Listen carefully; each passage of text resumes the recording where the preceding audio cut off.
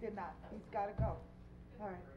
Good afternoon. Today's Tuesday, August 4th, 2020. We're here for a town board meeting and a special CDA. As always, we'll begin with the pledge. Catherine, can you please take the lead? Yes. I pledge allegiance to the flag of the United States of America and to the republic for which it stands, one nation, under God, indivisible, with liberty and justice for all. And invocation. Yes, great. Thank you. So today, in keeping with our tradition of keeping faith-based invocations, we have the very esteemed Reverend Mary Cooper here from the House of Praise. Thank you, Reverend, for coming. Good afternoon. Good afternoon. Good afternoon. Let us pray. Father, we want to thank you for this opportunity to come before you, Lord, and to lift up this town of Riverhead, where I was born, raised, and ordained, oh God. We thank you, oh God, for watching over the council members and bring them all back safe and sound. We thank you for the work that they're doing in the town, and we pray that you would give them wisdom and understanding as they deliberate, oh God. We ask you to bless the people of this town, oh God, those that may have lost loved ones. Let them know that you are merciful, oh God. We ask, oh God, that you'll move the storm away from us, oh God, and we give you praise, we give you glory, and we give you honor.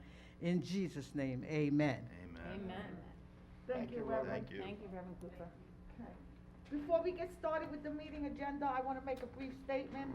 As most of you know by now, while we remain under state of emergency due to COVID-19, all public participation in town meetings and public meetings will be accomplished through Zoom only. Accordingly, the public may watch and/or participate in any of today's meetings, by viewing it live on Channel 22, logging onto the Riverhead Town website, or utilizing Zoom. The credentials have been posted on the town website. We are in the middle of a tropical storm until this evening. Please shelter in place if possible. Our website has all the information and links that you may need. Should you lose power, you may report the outage to PSENG by calling 1-800-490-0075 or visit psegliny.org. Myself and the police chief, we just got back. All the waterways appear secure at the moment.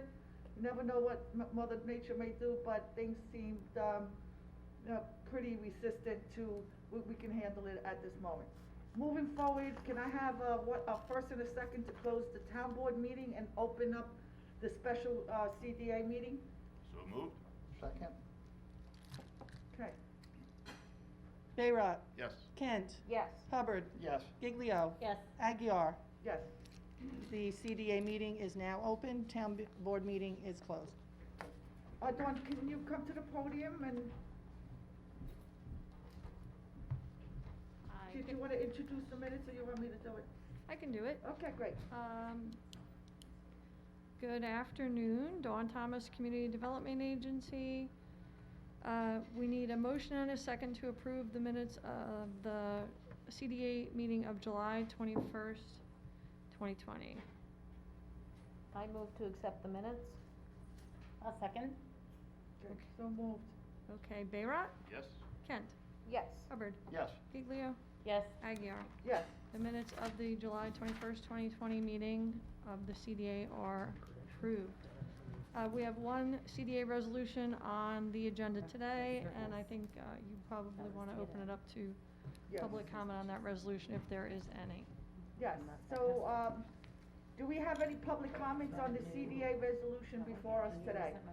Devin will assist us with the participants, regarding Zoom. Okay, does anybody in the meeting room want to comment on the CDA resolution before us today? If you could indicate by raising your hand, enable your video, and raise your hand so we can see you. Chip? Hey, Chip, can you just help us out here? Just make sure that we're not missing anybody there that's looking to speak? Okay. Okay. Okay, so everyone's, okay, fine. Seeing nobody in the meeting room, I think we do have this gentleman here. Yes, and you all, can you come up to the podium and state your name, please? in your hamlet? I think they're here for the public hearings.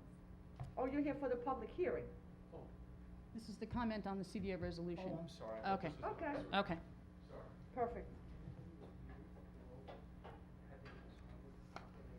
Well, nobody unmuted themselves, but we asked everybody to enable their video so that we could see them. Okay, and no one's raising their hand? Right, we're Okay. not seeing anybody. So, not seeing any public comments, Dawn, can you please read the resolution? Yes. And call the vote. Sorry.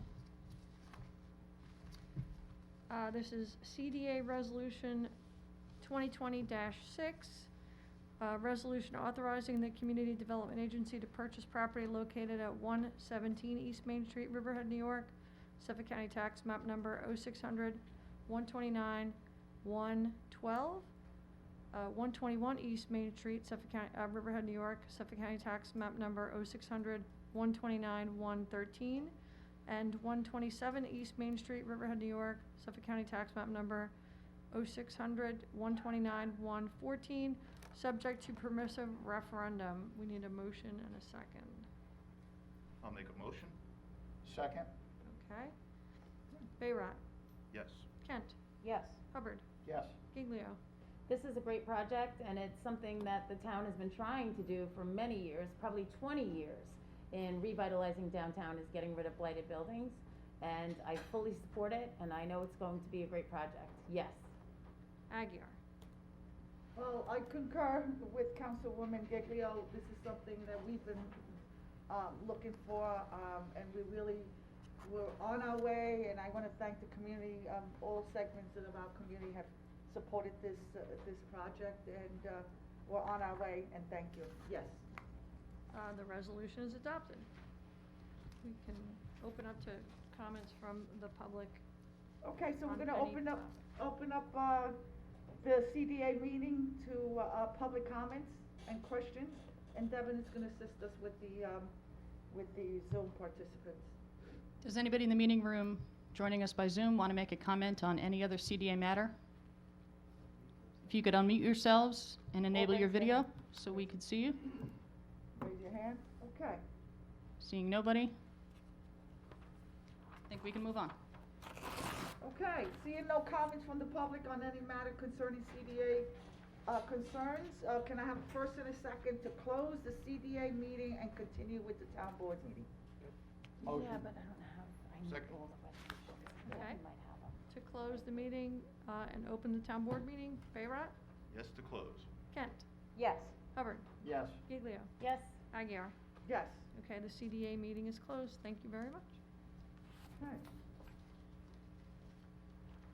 Okay, so moving forward, can I have a first and a second to approve the town board meeting, minutes for the, July 21st meeting? Motion. Second. I'm sorry, was that Tim and Catherine? Yes. Okay. Also, I just want to make mention that the meeting of June 2nd, I want to amend the minutes. There was an error in a name. We had mentioned, Jody actually had mentioned that there was someone who plays Riverhead Santa for many years, had been in the hospital with a long stay, a 2-month stay, and he was being discharged. And his name is Comrade Dan. That's correct. So Jody made mention of that, so I wanted to correct the June 2nd minutes to reflect that name. Instead of Conrad Dabrowski. It's Exactly. Comrade Dan. Comrade Dan. Good catch. I'm sure that's not his real name. It's the Santa name, stage name. Right, okay. So, Bayrat, Yes. Kent, Yes. Hubbard, Yes. Giglio, Yes. Aguirre. Yes. The minutes are approved. Do you want me to go into correspondence? Yes, would you Okay. read the correspondence? and it- Sure. There was a letter from Mark Abner and Glynis Berry regarding Chapter 301, Article 53, Water Conservation in Landscaping. A letter from the Environmental Advisory Committee. They had comments on Public Hearing 301, Article 53, Conservation in Landscaping. Mhm. Riverhead Business Advisory Council had comments on Chapter 301-233, Airport Facilities and Accessory Uses. Twin Forks Chapter NRHS, I wrote that down and now I can't remember what it is. And that is regarding a relocation of historic equipment. William von Hillman sent a letter regarding an article in, that's the New Jersey American Dream Mall and 555 group. I also had a late submission of a letter from the EPCAL Watch Coalition, and they are asking the town board to make a decision whether or not to terminate the EPCAL deal with the Gramasian family and Daniel Preston. Okay. And I had also submitted a letter in response to the letter that we had received think from Mr. Hubner and Ms. Berry. So I just want that also as part of the record. so Certainly, I'll make that part of the If anybody's looking record. back 20 years from now, they can see that I addressed all their concerns. Yes, I will make that part of the record. Thank you. Also, just under reports, the building department submitted their July monthly report, and that was $59,684.20. Town clerk July monthly report, $8,475.52. And that is all I have. Thank you, Diane. So the letter from the Business Alliance that came in late, is that for the public hearing? The EPCAL Watch Coalition? No, you said it was the Riverhead Business Alliance, the group that, I think Yvette I did- and Tim sit on now, right? That was Regarding the regarding- helicopter? Yeah, I Yeah, did send that regarding around. That went out to everybody by email. Okay. But we have the public hearing on that, so. Okay. But we're adopting it today, I guess, right? The seaplane and Catherine, yes? Yes, that is, yes. Okay. Okay. Moving forward, the first public hearing for today was scheduled for 2:05. It is now 2:14. We are opening a public hearing for the consideration of a proposed local law to amend Chapter 301 of the Riverhead Town Code entitled Zoning and Land Development, Part 3, Article 53, Water Conservation in Landscaping. Yes.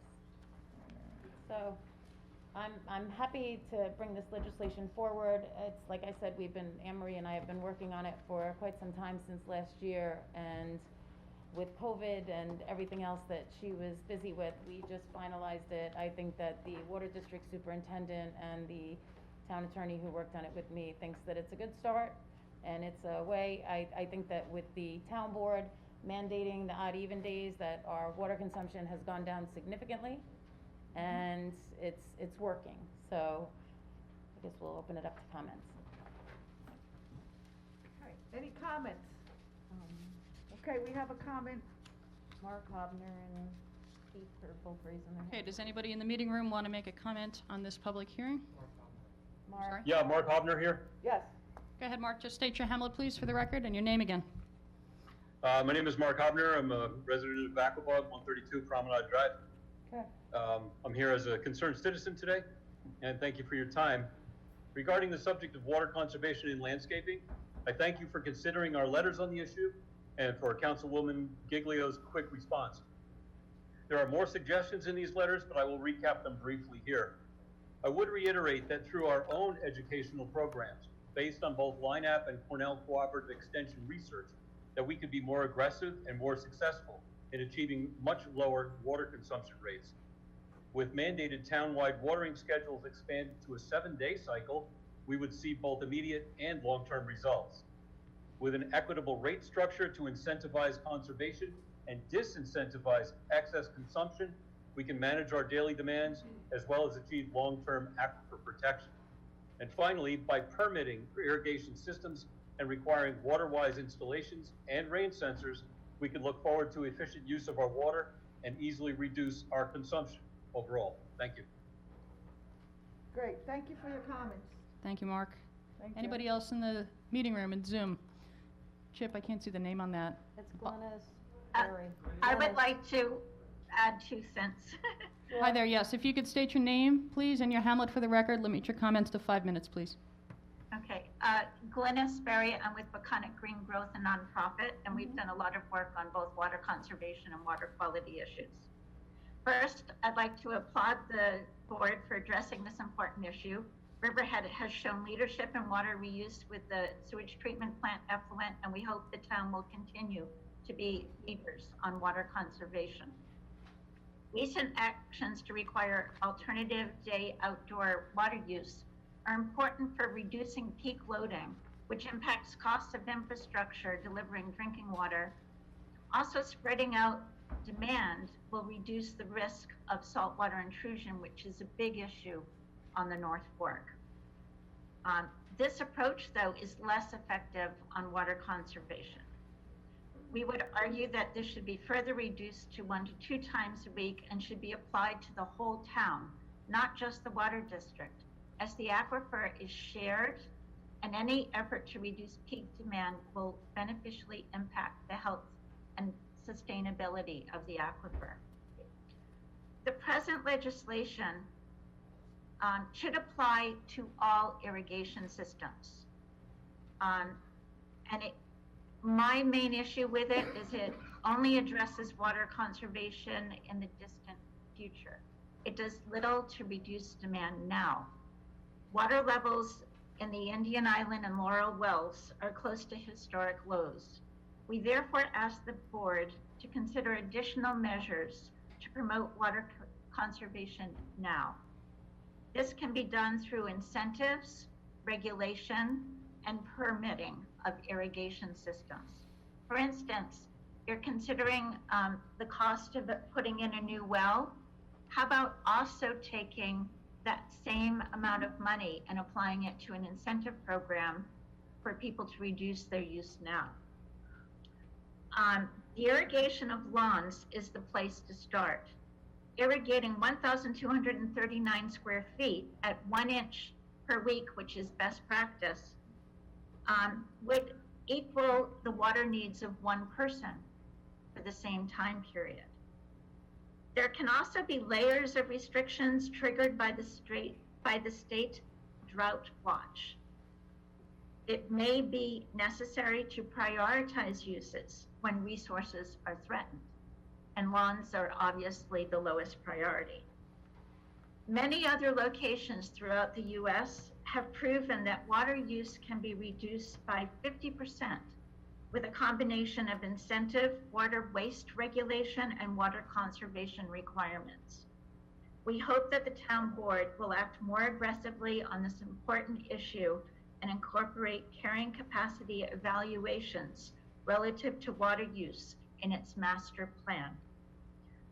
At Peconic Green Growth, we do have a small grant to work on water conservation, and we'd welcome the chance to work with you on this. And there are a number of ways we could do this. So thank you for considering this important issue, and please be even more aggressive and continue. Thank you. Okay, thank you, Glenn. Thank you for your comments, and I know that Jody's working on this effort. I'm sure that she'll reach out to you. Yes, thank you very much for your comments. It's very much appreciated.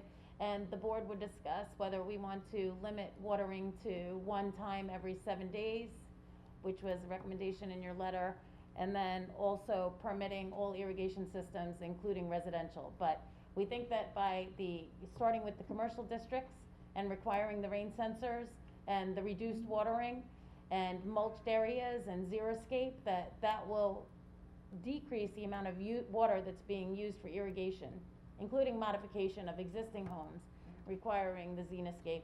That it's a good start. I really thank you for your comments. I appreciate it.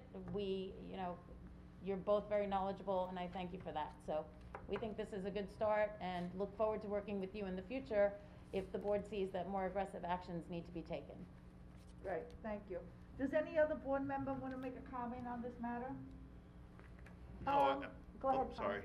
I just want to reiterate what I had said in the past, being in the sod business and growing grass for a living. It really is more harmful to the plant to overwater it.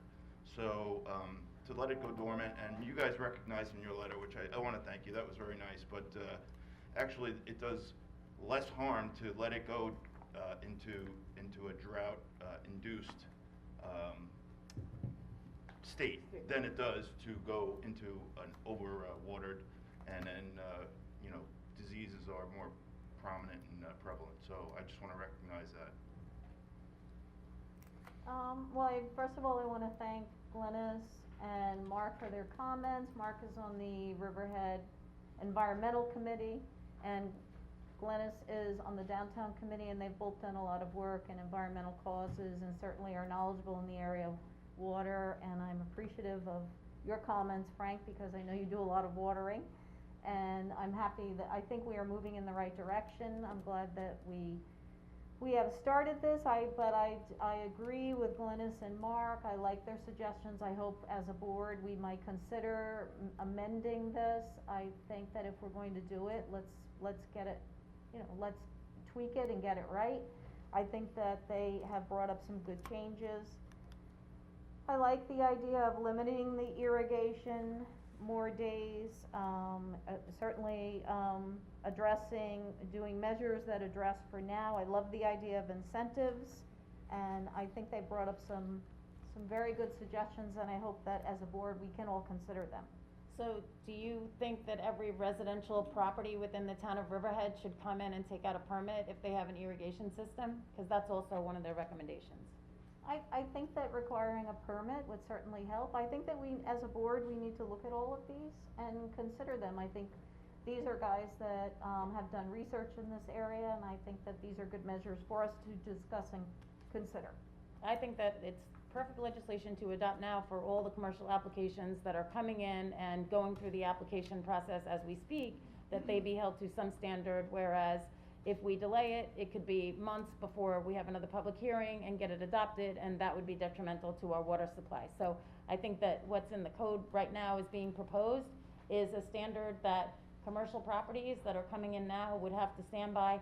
They'd have to have the xeriscape, they'd have to have the sensors, the rain sensors by code. The watering of streets is not codified, which it is in the legislation, so that if anybody's sprinkler is hitting the street, we can write them a violation notice because we have it adopted in the code. And I think it's better to act sooner than later. So I think it's good to adopt now, and I look forward to seeing your recommendations for a code amendment in the future and future town board hearings to address some of your concerns also, which are all valid. And based on what's going on with our water supply and all the concerns and being in the middle of our high peak season, we have nothing in place. This legislation can be adopted later, can be adjusted later on, but we gotta start somewhere. We can't now say, let's not move forward and maybe 3, 4, 5 months from now. Too late. Let's act on it. We're gonna take a vote on it, and thereafter, we need to adopt and work with some other groups, and it will be done. But we need to take that step forward. We're definitely not going backwards on that. And the water district superintendent is sitting in the audience shaking his head up and down, like, please get this adopted now. And thank you for working so closely on it with us, Frank. And I know that you have a response to their letter also that we're waiting to see, so. Yeah. Well, and just in response to that, I am glad that this has been initiated. I once again say it's a step in the right direction. I just don't think it's aggressive enough, and I don't think we'd have to delay it so long just to tweak it and make a few differences. So I mean, I just think we should think about it. I think water conservation is going to be a huge issue. I'm told that we used 12 million gallons of water in 2017, up to 20 million in 2020, and that was even before the busy season. So it is a major concern. I think it's great that the board's addressing it, but I feel like if we're gonna do it, let's be more aggressive. That's my opinion.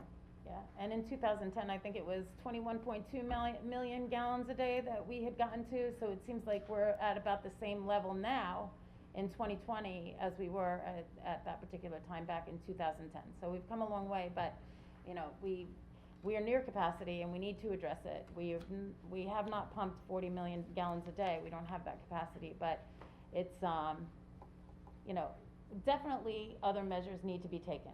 And again, I thank you for your letter and your comments.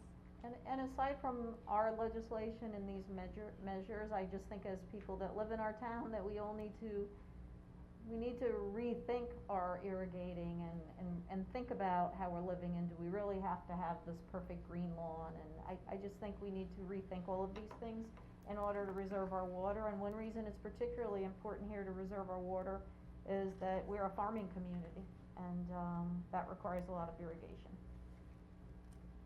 Okay, any other comments? Okay, hearing no In one. the audience. On this Oh, one? we have one from the audience? On water conservation? Yes. Okay. You wanna come on up?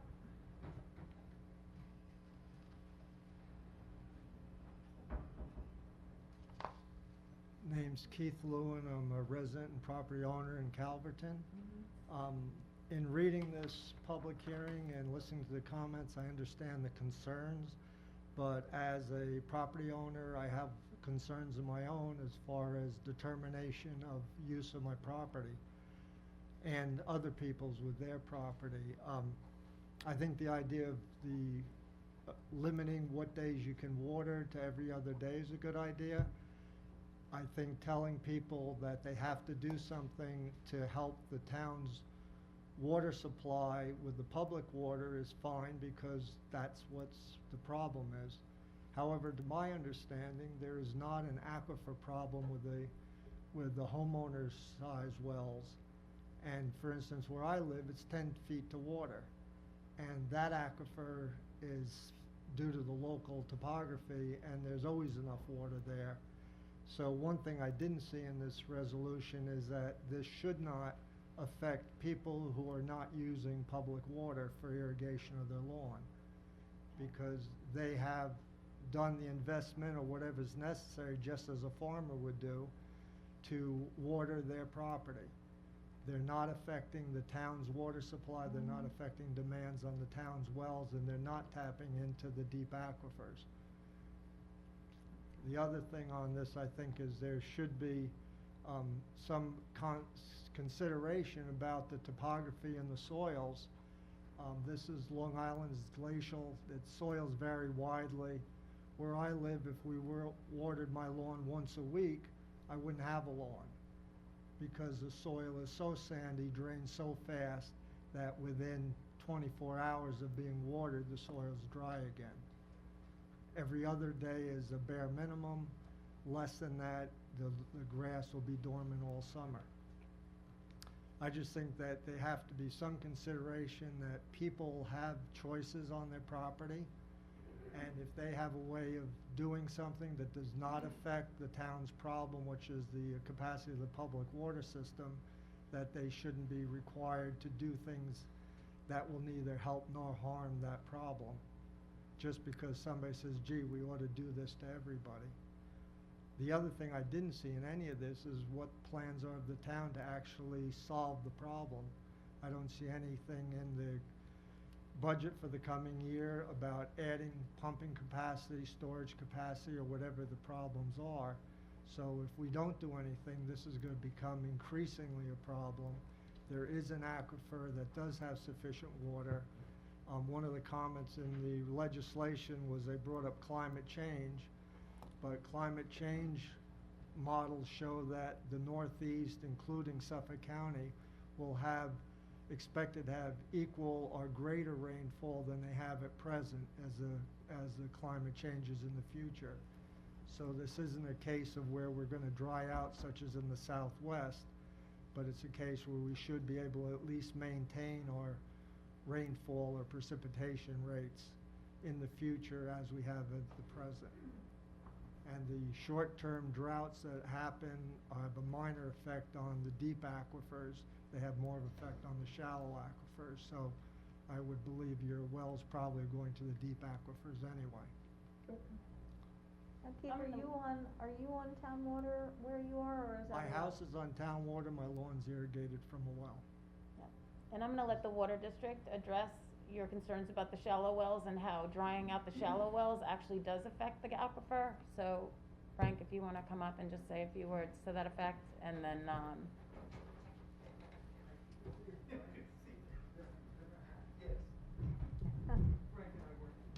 Hi, Frank. I know Mr. Lewin from my previous job. Good afternoon, Frank. and so there Good was the concern about the shallow wells, that we should leave the shallow wells alone, where you've expressed that during, I'm Frank Mancini, the Water District Superintendent of Riverhead.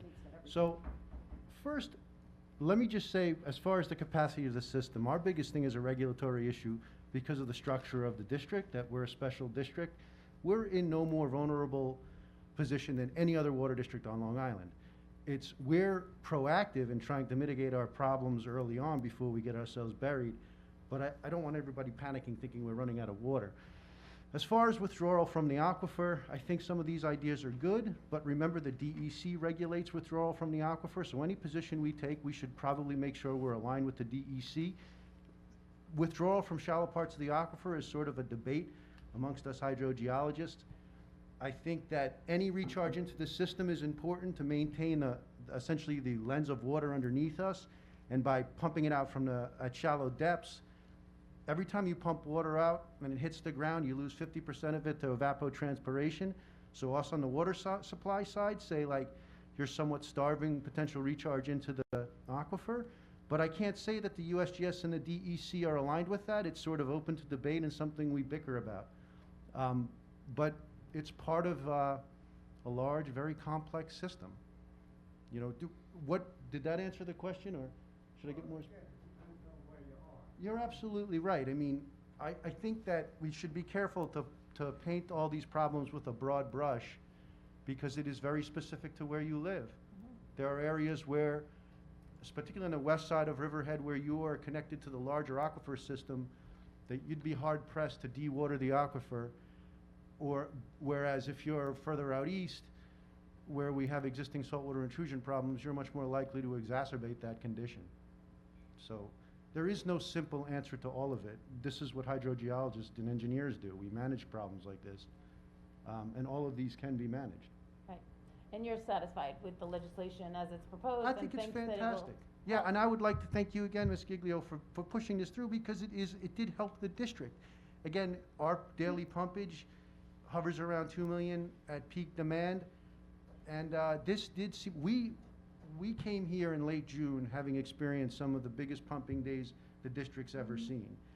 After that, as the rest of the east end of Long Island, weeks after us, started issuing water conservation and there was a drought, we'd had a pretty good July where we pumped water consistently, and it appears it had the impact that we were expecting, in that instead of getting crushed on a Monday, Wednesday, and a Friday at 20 plus million, we were in the 17 million, 18 million, 5 days a week. So again, the legislation had an immediate impact. I think so. Which is what we needed, especially during, Yeah. we have an excessive amount of people, more than ever. Yeah. And so the usage is extremely high. We're in the middle of our peak season. So that's why this legislation should go through. And if we have to amend it, we can get some other insight, that's fine. In either case, we're gonna vote on it today, so. Yeah, and this is just a start, and I appreciate this, and we could address all types of issues in the future. This was specific to the needs of the water district. If we as a town want to start regulating the aquifer itself, I'm not opposed to that, but like I said, we should stay closely aligned with the DEC and the USGS if we move down that path. Right, and the New York State DEC has seen this legislation on a number of occasions, and your comments back and forth with them is Yeah. they're pleased with it, correct? Yes, and they've got an interesting position that they would like me to discourage irrigation wells throughout the town so that we supply the water and manage it. I don't know, you know, I think that the DEC is in charge of withdrawal from the aquifer. I don't know Yeah, that the a district is supposed to do that. Right, the DEC is looking at the global picture of the Yeah. aquifer, the deeper aquifer, and they discourage residences from hooking up to irrigation wells. So we're saying that what you have is what you have, and prior to this legislation, and if you make any significant changes, like increasing your floor area by 25%, that we would ask that you go into the xeriscape with creating a 15% area on your entire lot that would be xeriscape. So that would be drought-resistant plants and also less watering in those mulched areas where you would need less watering. Okay, great, thank you, Frank. Okay, thank you guys so much. Anyone else? Yes. Over Okay. there in the peanut gallery. Yes. Anyone? Water conservation, as we all know, is very important, and I do not take it lightly. But in terms of a couple things that were mentioned here today, I do agree with Mr. Lewin. We should not be looking to go after people who have their own systems.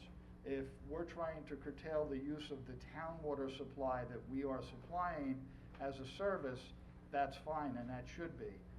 But if you spent the money to put your own well in and you're irrigating your own property, that's up to you. I don't think we should. I don't think government should get that far involved in somebody who's irrigating their lawn with their own well that they put in. I think that's excess if we try to bully people into that. And also, in terms of what we do in conserving water in the town, we all can do a much better job, there's no doubt about that. And I will tell you from personal experience that crabgrass is very green and it requires very little water. And if you don't believe me, come to my house, because I have the greenest crabgrass in the town of Riverhead, and I don't irrigate it.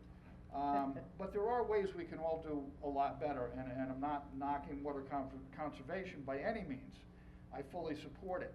The other big category here is, who are the water police going to be? We can enact all kinds of codes and laws, but who is actually going to enforce it? And I've seen this so much in my career here as a councilman. We enact all these laws, but we have nobody to go out and enforce it. So kind of what good is it? We're just spinning our wheels. You know, we really need to look into this a little bit further, I think, and come up with a situation where we have people, whether it's going to be code enforcement. I mean, we're not going to send a police officer, I would hope not, to issue a ticket for somebody because they're watering their lawn on an odd day and they should be watering on an even day. And I think that has to be addressed, and it hasn't been yet in these new code alterations that we're making. That's it from the peanut gallery. Okay, you brought up some good points. Anyone else? Okay, hearing no one, we'll close the public portion of this hearing, but we'll leave it open for written comments for 10 days until 4:30 on August 14th at the town clerk's office.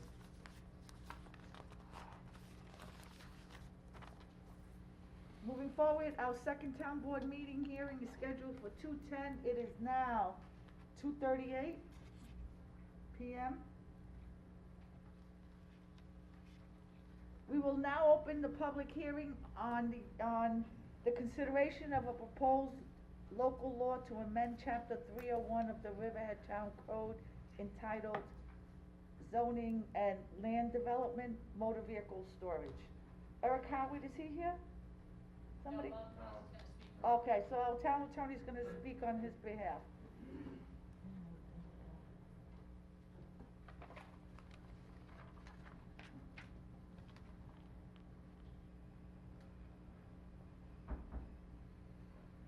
Good afternoon. Good afternoon.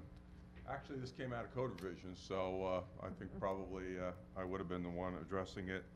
It's had a long, tortured hearing. I'm glad we're finally getting to a public hearing process. I mean, we I think first started to look at this in January of 2018. Went through a great many iterations. At one point, considered adding outdoor car storage in the Industrial A and the Industrial C zoning districts. Decision has been made to move forward in the Industrial A zoning district only, and that's what's the public hearing today. This is, as I indicated, a proposal to add by special permit legislation that would allow a dealership that's presently here in the town of Riverhead to establish basically an associated use for new car storage. So it wouldn't allow for used cars, it wouldn't allow for salvage vehicles, it wouldn't allow for any sort of vehicle dismantler to set up a separate location, subject to the various setbacks that are set forth in this proposed legislation. The front yard setback is proposed to be 50 feet. Outside perimeter side setbacks are also set at 50 feet. Rear lot line setback is 50 feet. If a number of lots are contiguous to one another, there was some back and forth, and the understanding was that we would allow it to be 25 feet from interior lot lines. No tree clearing shall be permitted, and no fueling, washing, servicing, customization shall be permitted. And in addition, there's an allowance for a 25 square foot accessory building in order to allow for a gatehouse or guardhouse, if you will. Now it's time for those out there to say whether we got it right or whether we have it wrong. Thank you. I think Bob, I think in talking to the car dealerships, times have changed for them over the years. As you know, Route 58 is kind of a mecca for car dealerships in the town of Riverhead, and we're actually very happy to have them there between the taxes they pay, the jobs that they create. So we want to help them out, and their dealers, the manufacturers of each dealer is in a way asking them to store more vehicles on site at each dealership. When these dealerships were built years ago, there was no anticipation that they had to have, 300 or 400 cars in stock on the property. So the property doesn't allow this to happen. So really, it's where this came from, is the car dealers came to the town and asked for help because they started storing cars willy-nilly all over town, and it didn't look very good in some of the places they were at. So that's what got this going, and I know it's taken a while to get it here, but I think this will be great for everybody to get the cars in one central area, to get them out of eyesight of the people in the main road area, and it's helping out the dealers at the same time, so I fully support this. So I'm just gonna make a, did you wanna respond to that? No, Councilman's right. I mean, a lot of this was a result of, I guess, manufacturer imposing some of their desires upon the dealerships and the ability for them to try and store cars in order to meet those requirements. And we did go back and forth. There was some idea of trying to, do some kind of other expedited or a lesser approval process. But yeah, that was part of the reason or the impetus of why we're here today. And I think we're also gonna, ask for them to build some type of landscaping, so you don't. Yeah, there's buffers. Oh, there's a vegetative buffer that's required, absolutely, There's gonna be yes. a buffer and landscaping, so you just don't look into, 2,000 cars in an open field. Right. That's great. So this sort of did come full circle. We started with it in code, and then there was, some board members wanted to add industrial C along with A, and then we're back, and it's only industrial A, which I'm glad. I did not wanna put it in A and C. There was some tweaking done. I think now they're allowed to have some sort of storage, but I'm okay with that because we limited the size, and I think that's really some kind of structure for them to keep their keys in or something like that. Right. We did change the setbacks, which I'm okay with because the setbacks that got changed were the interior ones, so they're not ones that, my whole thing was I don't wanna drive along in Riverhead and see a sea of cars in places. The only, and I think the legislation is good, we did work hard on it. The only concern that came up of something that we didn't get to address, Bob, I don't know if you, wanna talk about it a little bit. I just don't know whether at some point we wanna limit how much car storage someone can have in A, since it is a use that doesn't bring jobs, just like when we talked about solar, it is a use that doesn't bring, jobs into the area, so that was something. We didn't actually discuss how much area could be used for storage, correct, Bob? That was something we talked about. And that's interesting, because I did bring that up, that I was concerned that all the industrial A would get absorbed with car storage, and that was a concern of mine, which is why we were saying industrial A or industrial C, which the uses are Well, limited, doesn't- but I agree with you. Yeah, I mean, So- I don't wanna have it in A, I definitely don't wanna have it in A and C. And I agree, with what Tim said and you guys have said, that, we wanted to work with the car dealerships. We do have a lot of car dealerships in Riverhead, and they came to us several times asking for help, so in that respect, I'm happy that we're working with them, and also we're not allowing cars from other areas, cause I kept thinking, well, all these places up west that have a car dealership and can't store any cars there, I don't want them coming out and storing in Riverhead, cause we have more space. So there's a lot of things I like about it, but that was the only thing that concerned me just a little bit, as you said, and Bob, do you wanna comment on anything? This is something that's obviously not before the board today. It's not part of public hearing, a limitation on acreage. Right. However, Maybe later. I believe that during the discussions, whether it was in code revision or with the board last year at the August work session, I believe it was August 28th, there was an analysis done by the planning department just by looking at the sheer size of the industrial C zoning vis-a-vis the size of the industrial A, that de facto there's a reduction by just doing the industrial A zoning because it's limited acreage. So I think that was referenced, it was touched upon. I don't recall if exact numbers were given, but again, that was part of the give and take both at the code revision stage as well as with you guys last year. In talking to the car dealerships, some of the problems have been taken care of already. If you look at the GMC dealership and the Lincoln dealership, Yeah. they took their property behind their buildings and they flattened it out, and Right. they have car storage there. They also have more than they need, so they're gonna work with one or two of the other car dealerships, my understanding is, and let them store cars there too. So that will solve the problem for several of the dealerships. So there's not as many that are gonna need an actual car storage area as originally thought. So as far as the acreage goes, I don't think that's gonna be an issue, and again, in industrial A, it's limited anyway. Yeah, So, just there's- another example of private business being able to do things a little quicker than we can. Absolutely. And I too, I agree that I'm glad that this doesn't pertain to dealerships outside the town of Riverhead. Because I Correct. know our dealerships here, they interact a lot and they work out problems Yes, together, just like you absolutely. alluded to, and that's really what it's intended for. Good. And they're good neighbors.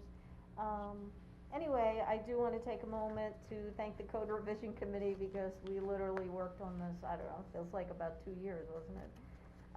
And we met with the car dealership people many times, so I'm glad we're moving forward, and at some point, I don't know, that we may wanna consider limiting the amount, but we'll start with this. And I want to thank Councilman Hubbard because he brought it to the forefront again, where it was on the back burner for a little while, and it's something that the car dealerships really need. So Tim, thank you for working very closely with them and for bringing it forward. I think it's good. I think it's good Thank you, legislation. appreciate it. Thank you. Yep, and you brought it forward pretty quickly after the issue arose actually. Okay, so any other comments? All right, moving forward, we do? Yeah, we don't see anybody. Raise your hand. Anybody in the meeting room want to make a comment on the second public hearing today? Seeing nobody unmuting, nobody, Okay. okay. All right, we will now close the public portion section of this hearing. We will leave it open for written comments for 10 days until 4:30 PM on August 14th at the town clerk's office. And we're gonna move on to our third public hearing. The time that was scheduled for 2:10, the time now is 2:49.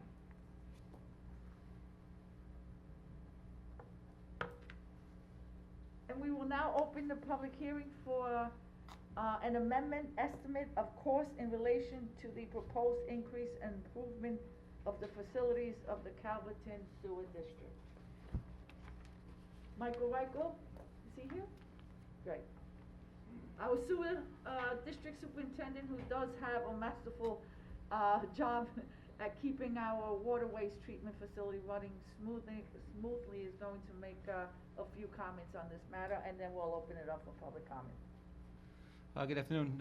Today's public hearing is in reference to amending the bond authorization for the Calverton Sewer District's upgrade. I'm going to have Tim Norberg from engineer from H2M to speak on the matter. Good afternoon. Tim Nordberg with H2M. I'm the project manager for the upgrade of the Calverton treatment plant. You want to speak up a little bit? Thank you. Sure. Sorry about that. Yes. Do I have to say that again, or are you good? No, you're good. All right. So a quick project history is we're about 50% complete in the construction of the upgrade. We're putting in a new membrane treatment system, new pump stations, as well as a new screening system. To put in the new screening system, it's a below-grade channel that's going to require dewatering.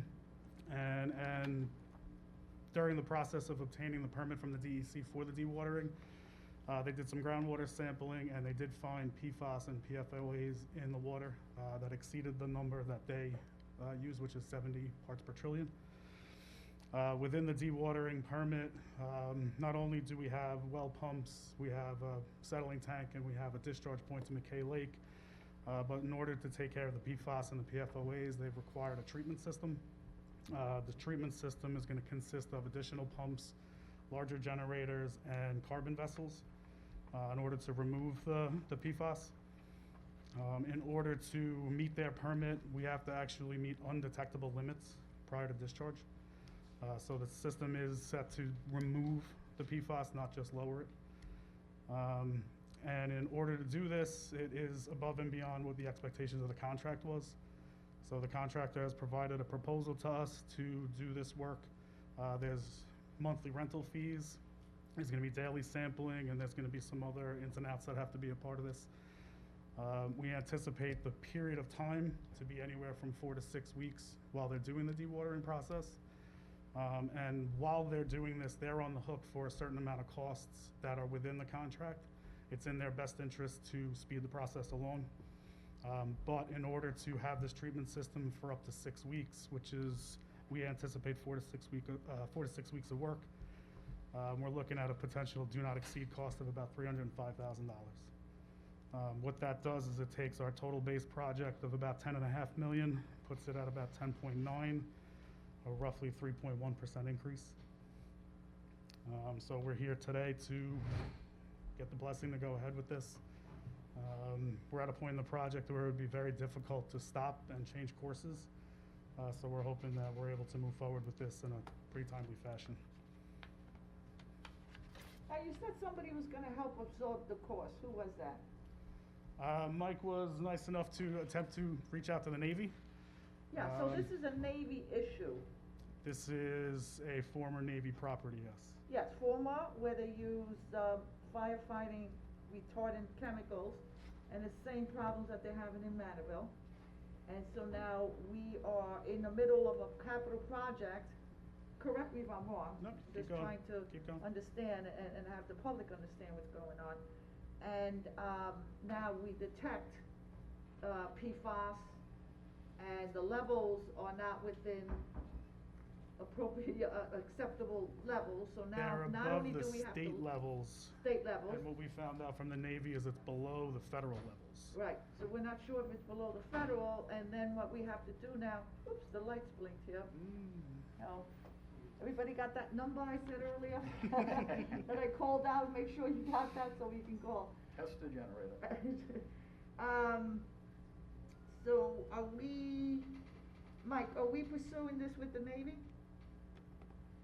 We need to pursue this, with the Navy for, What we did some was type of- we reached out to the Navy to see if they would be willing to participate with manpower and with equipment in order to do the remediation, the groundwater. And after several emails back and forth and contacts on her end, they said that they are required to meet the federal levels, the EPA levels. They're not required to meet the state levels, and they declined to step in and help us out.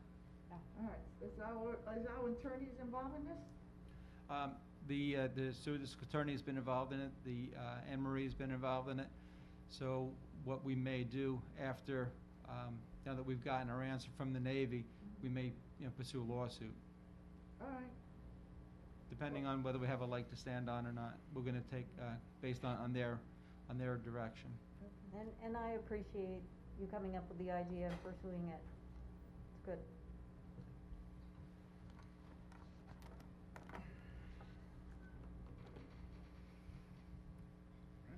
Any other questions? I think I'm okay. Does anyone have any questions in this regard? This is public hearing number 3. Okay, we have one hand that was raised. Can we see who that is?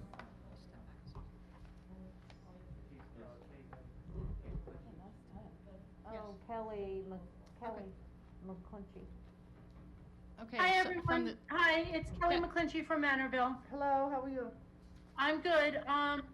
I do have some questions. I'm not really certain that I understood everything. So just to clarify, the PFAS and PFOA levels have now been determined to be over the state limit on not government-owned, not Navy-owned property anymore, but Riverhead-owned property, from what I'm understanding. So the case moving forward then is how is that going to be cleaned up? Is that what I'm hearing? Is that correct? Yes, hold on. It's Tim Norbert from H2M again. I don't know if you can see me. Basically, what we're doing is we are going to be locally dewatering an area so that we can install a channel that's about 10 feet into the ground. In order to dry out the area to do the work, we're just pulling out what we need. So to get that, to move forward with that, we need the DEC permit. And when they were putting their permit together, they found the PFOAs. So it's not that we're cleaning up the site. What we're doing is we're cleaning up the water that we're removing prior to discharge, just so that it doesn't affect the Peconic estuary. So it's a Where- semi-local cleanup, but it's really for the construction purposes. Where on the property is that cleanup going to take place? Where exactly on the Riverhead EPCAL property? At the location of the sewage treatment plant, it's at the south end of Berman Boulevard. Okay, and that's not at the new discharge areas that were put in? No, that's, the new recharge areas are on the northeast of the property. North of the groundwater divide. Correct, into the Long Island watershed. We had also Okay. looked into potentially discharging there. The DEC basically says, once you pull it out of the ground, you're treating it, it didn't matter where we discharged. So McKay Lake is the closest point. Okay, thank you for that clarification, and I guess my next question is, perhaps maybe not as much for you, because you're dealing specifically with the sewer district, but for the town board. There are other areas, and, it has been said by the town board, in previous meetings, that the land that was transferred to Riverhead Town from the Navy was clear of contaminants. That's not true. Now there is an issue with the sewer district not being able to move forward, and they're going to need more money to take care of that problem. But there are other areas within the EPCAL land that you have received from the Navy that are contaminated with PFAS and PFOA. And according to the Navy's last samples, these were contaminated in numbers over the EPA limits. And now, when we look at the state limits, and the Navy is restricted now to the state limits because they're operating in New York State. So, you know, we can make that clear in public. However, some of the areas are now 600 times over the New York State limit. So how is the town going to rectify that problem? Do you want to clarify the over the limits and under the limits with the state and the federal government? Because I think that there's some confusion there, where the levels meet the requirements of the state is how I'm understanding it, but they don't meet the levels as far as the federal? The way that I understand it is that if the number in the sample is over 70 parts per trillion, that's where the federal government enacts a treatment. Okay. For New York State, they're using 10. Our samples were somewhere between 25 and up to 70. So we're not in one of the really highly affected areas, but it's enough that it's the state noticed. Seems like a pretty big difference before the federal government steps in to help. Well, the state, I don't think, has adopted the 10 parts per trillion as of yet. I think it's still. They actually have. They They have? actually have. Did they do Yep. it last week? They accepted it last week, absolutely. Okay. I know it was on the table. I didn't know if they had adopted it or not. So now, because the Navy is functioning, their services within New York State, they now have to meet those requirements as well. However, that's only for the land that they kept ownership of. So the land that has been transferred to Riverhead it now becomes Riverhead's responsibility. And there is an area, a test well, this was presented to us at the last Navy RAD meeting in January. There's an area in a test well behind the Tevin Steel building that's 600 times over the new limit. And that property is owned by Riverhead, am I correct? I'm not sure. I'd have to look at a map and see exactly where the test well was taken, but Kelly, has the county reached out to you yet with Legislator Krupski to come and take the samples on your property and then get it to the Suffolk County Water Authority to be tested? We have not received notification yet as to when we are on the testing schedule. However, I am expecting that, I guess, within the next few weeks. Okay. All right, well, we have to continue seeing the conditions there. Right now, the hearing is for financial allocation to clean the water that's gonna be removed, correct? Correct, yes. Strictly not related to EPCAL and other surrounding And the biggest areas. driver of this right now is the timing, because we're mid-construction and there's pieces of equipment that are expecting this work to be taken care of. We're just looking to see how quickly we can move it along. Okay, any other comments? So they knew they had to de-water at a 10-foot depth. Yes. They just didn't know that the PFAS were in there. Exactly, that's what I'm saying, there's an amount of work that they're on the hook for within the contract, and then there's this work that's gonna be extra. The cost is based on timing, and we know that the cost that they have in contract, they're gonna do everything they can to limit. So we have a do not exceed cost of $305,000 with the expectation that it should come in somewhere below that. Just to clarify, to make sure I have it right, after the dewatering and the processing, the water's going into McKay Lake. Correct. Yep, and then once the equipment is installed, the system gets turned off, everything gets put away, and we're done. Do we need DEC permits for this? Yeah, that's where this came from. The contractor procures the DEC permit.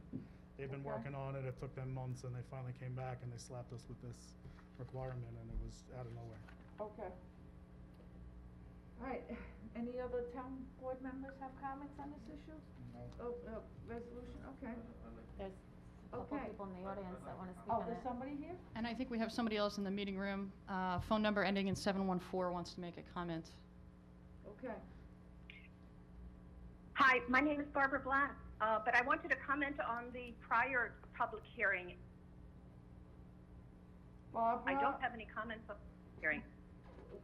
No, we closed it. I don't know how you want to handle that. Maybe you could make them on the general comments later on with the resolutions. Let's just keep this strictly related to the public hearing. You can later on make a comment in the public's component. And we left it open for And written we left comment it for open 10 days, anyway right? for comments, so, written comment. you have two options and you can exercise both. Barbara, are you talking about the car storage? I was talking about the parking storage, yes. Okay, hold Well, on, we are staying strictly with this public hearing, okay? Yeah. You cannot Right. integrate public hearings and comments. No, I didn't say It you. violates I have- public just law, checking so with her you which have, one. hold on, you have the option of having a public comment and, or you can make the comments, they're open for written comments, until, 14th. the 14th at 4:30. So let's move forward. Any comments on this hearing? Thank you very much. I Okay. will make my comments later. Thank you, I appreciate it. Okay, no problem, Barbara. My name is Christopher Lynch. I'm Hi, the Christopher. operations manager for Island Companies. It's about the sewer upgrades to the system. The costs, as you see, are continuing to rise for the treatment center upgrade, which is not only an environmental upgrade, it's a capacity upgrade. All costs are being imposed upon the 15 or 18 owners of the EPCAL, and our rates have gone up by triple the rate. Our sewer rates have gone up this year by triple the rate, and we anticipate it to continue to rise with these increased problems that they're going on with. The upgrade was necessary for you to sell your properties to 555 or any other source that you're doing, because the capacity of the original sewage treatment plant could not handle any other expansion that's on there. So Island and the other companies that are being represented here are now paying for the cost to upgrade this facility so that you can make your sale of your property to 555 or any other investor that's there. The cost of the sale of the property should go towards, some that's cost of the sale from the sale of property should go towards the upgrade of the facility. This is not, $2 million. We're at almost, $300 million. How much money are we into this for now? And the new occupants, including Berman, who just took over the wellness center there, they have no increased charges. They have no sewer charges for 1 year from the time in which their C of O is guaranteed. So we're carrying this upgrade again. As far as the water contamination with the Navy, we've spoke with Barbara Fly. I think it's Barbara Fly. I do not have any test results. They take tests on the north end of our property, and I'm just hearing now that 600 times.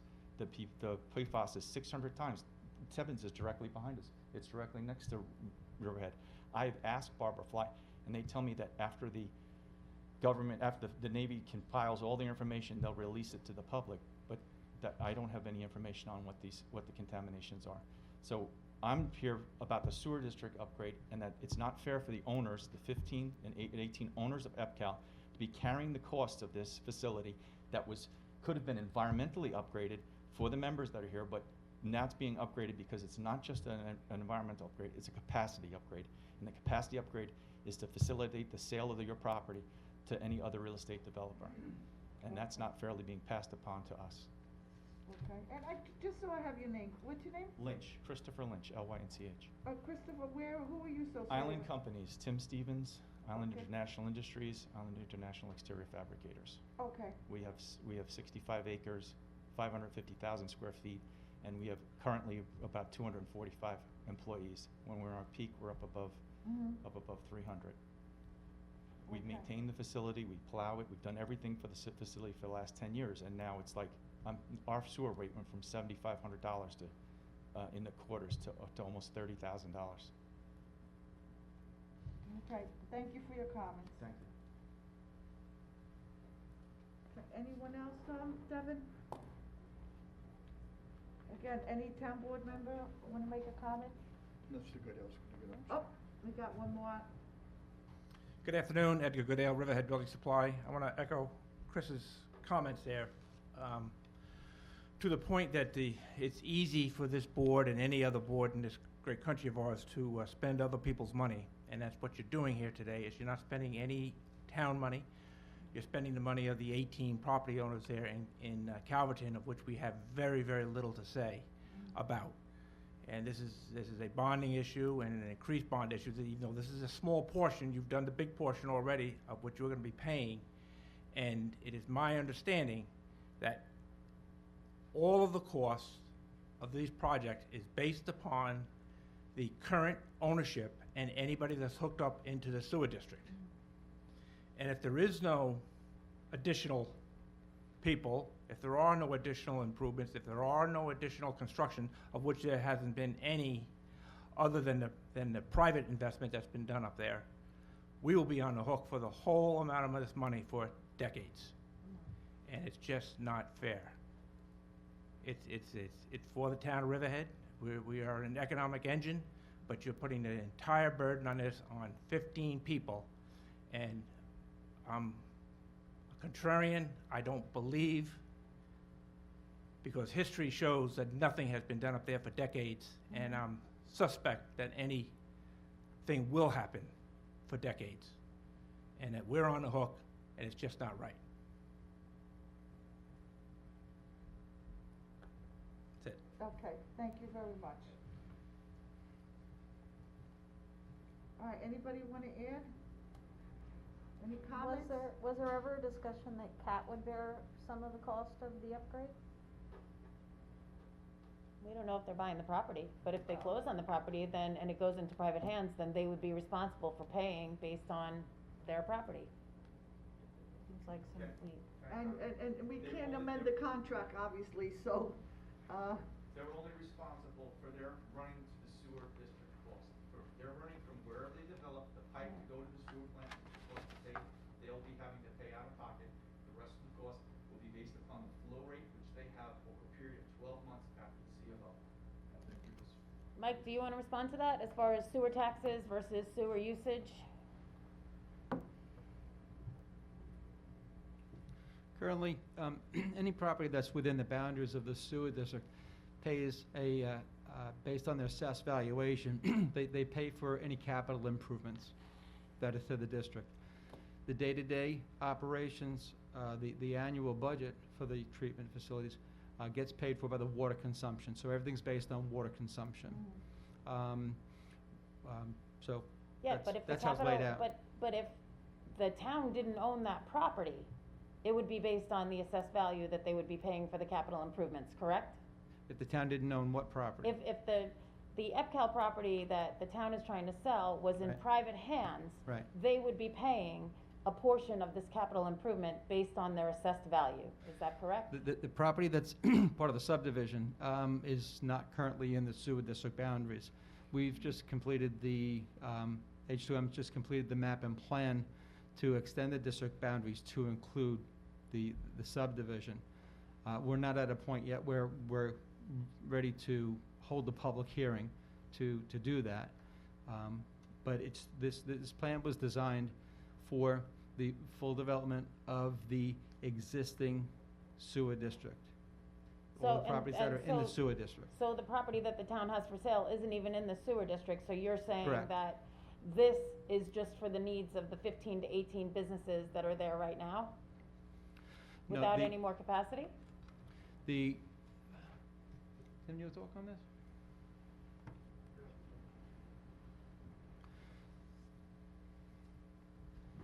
So, in doing the, MAPA plan for the extension, how much of that was taken into account for the 100,000 upgrade? The sale of the property, I believe, is You on. might want to speak onto, into the mic, please. Thank you. The property owner, or the potential property owner, I believe they're on the hook for roughly 40,000 gallons per day. Okay, so the existing district is how many gallons are the existing district designed to generate?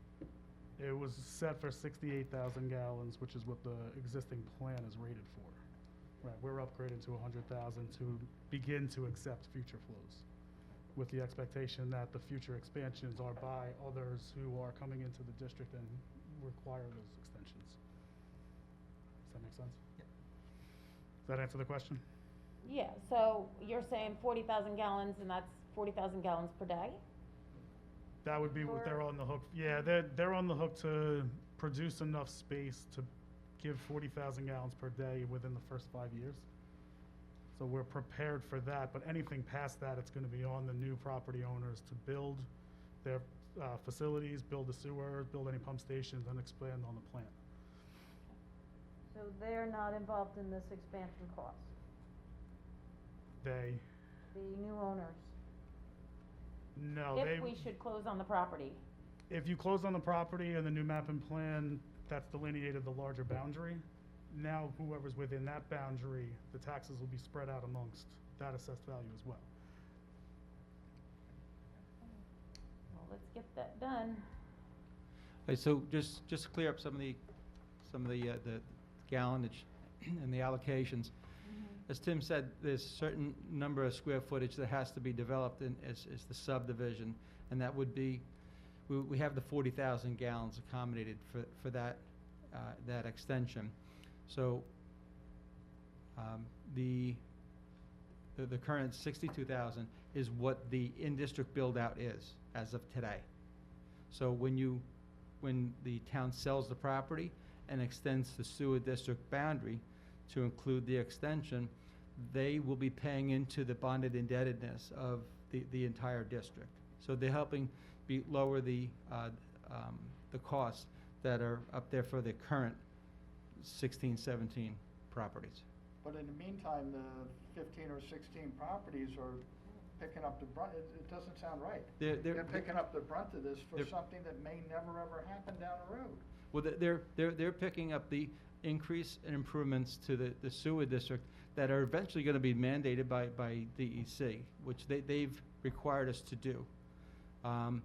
The relocation of the outfall from McKay Lake to the recharge beds was to reduce the nitrogen loading going into the Peconic Estuary. That was part of the recommendations of the Peconic Estuary Program's management plan, was to remove all outfalls of sewage treatment plants from the Peconic Estuary. And that's what this project does. And we probably could afford it if we didn't have as much grant money coming in. We have $7.5 million worth of grant money coming in for this project. So it's more than half, okay? So because it was seen as an environmental benefit project to remove the outfall from the Peconic. Michael, are you saying that their increased bills are due to the DEC regulations that are new? Their increased bills are due to some changes in the annual bond. I'm sorry, in the annual operations. We've hired a couple additional employees. The sewer district was charging itself for water consumption. And so that kind of artificially kept the rate low. So when we stopped charging the sewer district tax, we were charged based on our water consumption as well as if we were a customer. So that's no longer happening. So that's what caused the jump this year to the resident. I'm sorry, to the businesses that are up at EPCAL. But it doesn't have to do with the potential outbuilding of the project. No. No. And it was my understanding that this was not mandated by the state or by the Peconic Estuary Program. It was a recommendation in order to push the discharge north of the groundwater divide, correct? It was a recommendation of the Peconic Estuary's, the management plan. Right. We knew it was gonna be mandated, okay? They never came down with a hammer and hit us on the head and said, you guys gotta upgrade your treatment plant, okay? There was availability for grants, so this was really the time to do it. But what happened was, when we had enough money in grants to do the entire project, we would have been in debt for about $600,000. Problem is that when we went out to bid, the bids came in higher than were anticipated, because we were looking at numbers from 2014 as far as construction numbers go. Things have changed over the years, I guess in the 6 years, and now the bids came in higher than they were originally anticipated. So Mike, this was gonna happen anyway regardless of the sale? Yes. And the new subdivision coming in? Yes. But it's important for the subdivision, I mean, it's financially important to these guys to have the subdivision, Offset the cost? help to offset the capital cost. But the plant was not improved for the purpose of the subdivision. It was, that was one of the, when the plant's being upgraded, it's being upgraded in 100,000 gallon increments. So right now, we're doing it for 100,000 gallons. And as flows increase due to the subdivision, they're going to have to pay for additional modules to be installed for another 100,000 gallons of flow. And then as we start to reach that 200,000 gallons of flow, a third module will kick in, and whoever is responsible for that additional flow will help pay for that third module. Is it mandated now that we do, that had we not voted, because I voted no for the $10 million upgrade, saying that it wasn't fair putting it on the backs of the 15 to 18 businesses that were there, and if we could have held off, and I believe it was your indication that we have the grant money now for 3/4 of the project, and we don't know if that money may go away, so we want to do the project now. And I just, I know that around us, all around us, Pennsylvania, Virginia, everybody, they're soliciting all these businesses to come to those other states, because it's a lot less money to do business there than it is in Long Island, New York. And I just felt that it was an unfair burden for the 15 to 18 businesses that were there at this time. Okay. I understand that. I mean, the grant money was available. The grant money was gonna cover all of the expenses of the upgrade up to, I think we were gonna be in debt for $690,000. So. Thanks, Mike. Okay. Anyone else? One more follow-up, that's it, and we'll close. I've met with Mike, talk to Mike all the time. I understand exactly what in the end, he started to say exactly what he has said to me. The plant was a 60,000 gallon capacity plant. It was being upgraded environmentally, so it's no longer gonna be discharging in McKay and all but then the plant is like a Lego. It has extra pieces that keep going on. This backbone of this plant is able to handle a capacity of 200,000 gallons based upon the sale of the property to EPCAL and future development that's there, that's being paid for right now by the 15 people. It's now gonna be 100,000 gallons, and it didn't use its 68,000 gallon capacity with the 15 people who have been here since 1999. So now it's gonna be up to 100,000, which will allow the sale to go through to the property, and then based upon future development of 555 or whoever owns the property, they will add further capacity to the system. We're playing apples and oranges. This plant is here so that you could make a sale of the property for future development. Whether they develop or not, we're paying for the 100,000 gallon plant when we had a 68,000 gallon plant that could have operated and been upgraded, and it cost would have been way less than what we're dealing with. For our sewer rates to go, our sewer rates have tripled in price. You can't tell me it was because of hiring 2 employees and adding 2 employees in the management company, because then it's poorly managed. Because from $7,500, I bring the bills in to $25,000 and $28,000 based upon our water usage. And the owners of EPCAL are to the point where we're saying we will do a well, but now we find out the wells are contaminated with this PFAS because it's based upon our water usage. Riley and I think Riverhead and Island does water testing. We test our our mock-ups with water. So we have a high water usage. And that water usage doesn't even go into the sewers, it goes into the storm drains. So we are really being unfairly biased by this project. Okay, thank you. Any other members? Public? Oh, we have another hand raised. Ron Harari. Okay. Yeah, it's up, 5 minutes. Time. Okay, Ron, did you want to unmute yourself?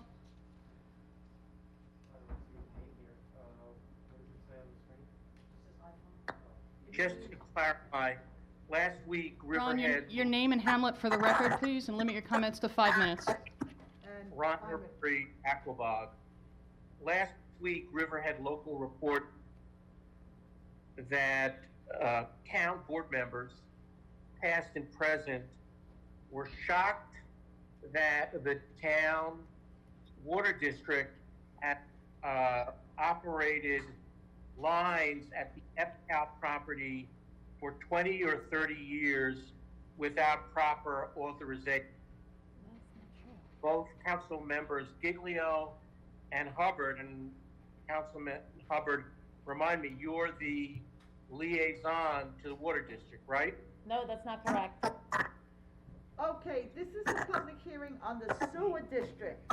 You If are you bringing allow up an issue, hold on, Ferrari, this isn't WRIB. We run meetings here very differently, okay? Madam, Under this I- administration. I will continue. cut you off if you do not follow the proper protocol. You understand that? Let me finish and I'll let you speak. We are Yes. here on a public meeting concerning the sewer district superintendent and an issue that has to be resolved. It's open to the public.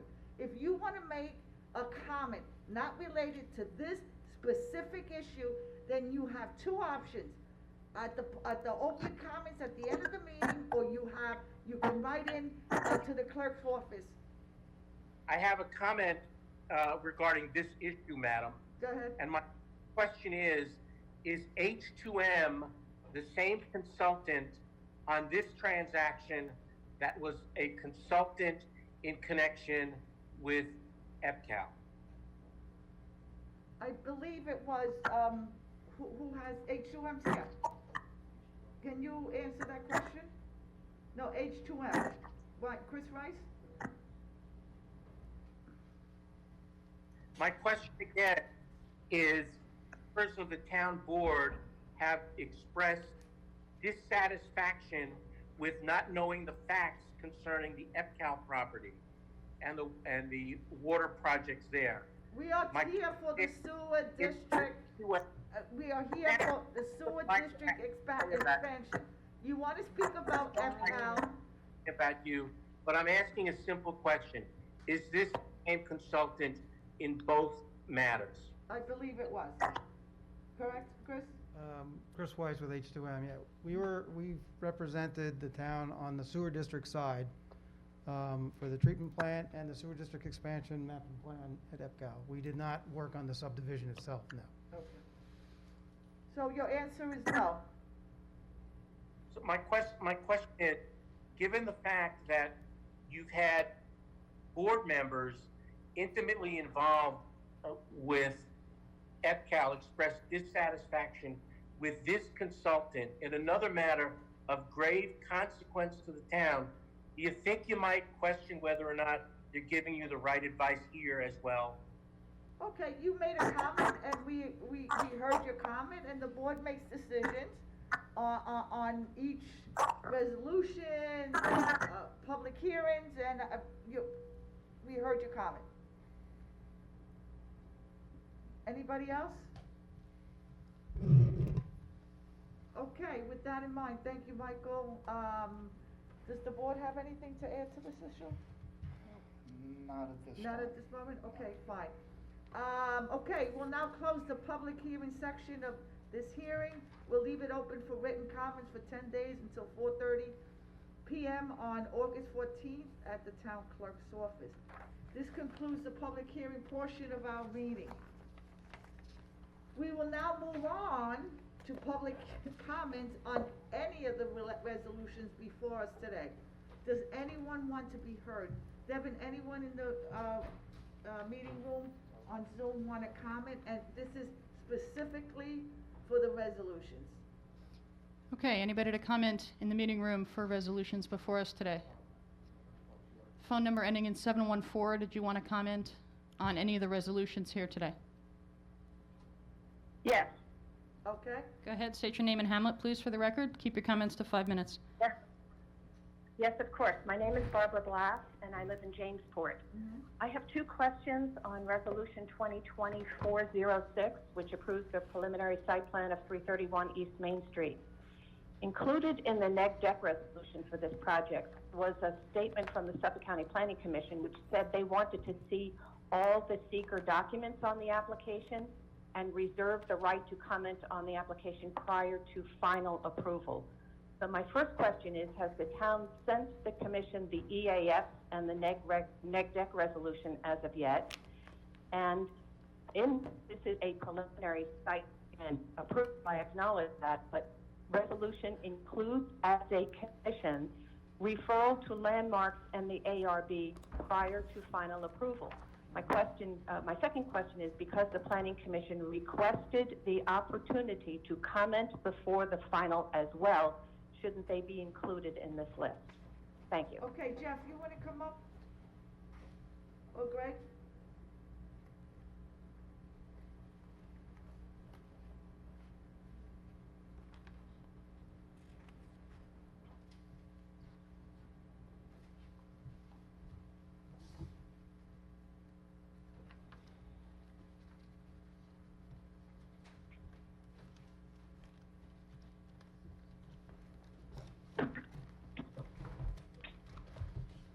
Sorry, just bear with me for 1 second. I just want to get the documents.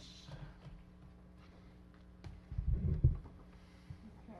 Greg, did you want to say who you are? Yes, Greg Bergman, Town of Riverhead Planning Department. The neg deck was sent to the Suffolk County Planning Commission, and they will be offered an opportunity to comment before final approval. I would just note that we do have correspondence from the Suffolk County Planning Commission dated August 13th, 2019. Letter reads, pursuant to section 239L and M of the General Municipal Law, the following special permit, which has been submitted to the Suffolk County Planning Commission, is considered to be a matter for local determination, as there appears to be no significant countywide or intercommunity impacts. I would, again, it will be sent to the commission before final approval, but we did get a letter of local determination in the initial review. And what is that letter dated? I thought you said August 13th, 2019. Okay. Well, thank you very much. I just brought it up because your most recent neg deck resolution referenced a report wherein they specifically used the words reserve the right to comment on the application prior to final. I was only trying to make sure that we didn't overlook it inadvertently. But thank you for your information. I appreciate it, Greg. Thank you, Mrs. Blass. Greg, since you're up here, and I think Barbara did also mention the ARB and the landmarks, and I did confirm with Jefferson that because we're doing preliminary approval, then those changes can be made. Landmarks and ARB, and I believe the board are all looking to have something else happening on the ground floor. Well, so that is still moving forward. Correct. I mean, I don't know if it would be appropriate, I did write up the resolutions there. I thought that was, this is about the resolution. Yeah, this is for public comments. All right, I mean, I can address, when we get to the board, when we actually vote on the resolution, I can address it, but there is language in there referencing the 812 square foot, which was shown as retail. So there is the 812 square feet. It resulted in the loss of 2 parking spaces in the ground level parking garage. The board did make comments at the last week's work session. There were some comments about redesigning the exit door on Main Street, the entrance into that retail space. So the applicant is going to revise some plans and redraw that up, and that will be reviewed by the board prior to final approval. So, once they kind of tweak the little building design, figure out that retail space, it'll come back before the board, and you can move forward with final approvals. Because I think what I was told is that they were gonna send they were gonna redo the drawings or whatever and send them around to the ARB and the landmarks, and they were gonna comment on it. That's all still happening. Yeah, and that is included in the language. It does say they will be referred, once they revise the plans, to reflect, because the plans that they submitted were just for demonstrative Right. purposes. They were not for full discussion. They weren't engineered, signed, and sealed. So they will revise those plans, submit them. They will be referred to ARB and landmarks for their final comments, and then it'll come back to the board for the board to make its final decision. Okay, thank you, Greg. I want to thank you and the planning department for your diligent work on this. I know that there have been many conversations back and forth for many years on this application, and I do like the retail on the first floor. I am happy that the 70,000 is in here if they do find another location, which I'm told that they have, and it does not need any variances, behind the Mangano Funeral Home. He wants it there. And also the referral back to ARB and landmarks for the new facade on Main Street. So I want to thank you for the work that you do. I think it's a good resolution, and I'm happy that it's going forward. Thank you. Thank you, Councilwoman. And just one thing, if the board would like, we could amend the resolution just to include a condition that the planning department will refer, the plans finally to the planning commission prior to final approval.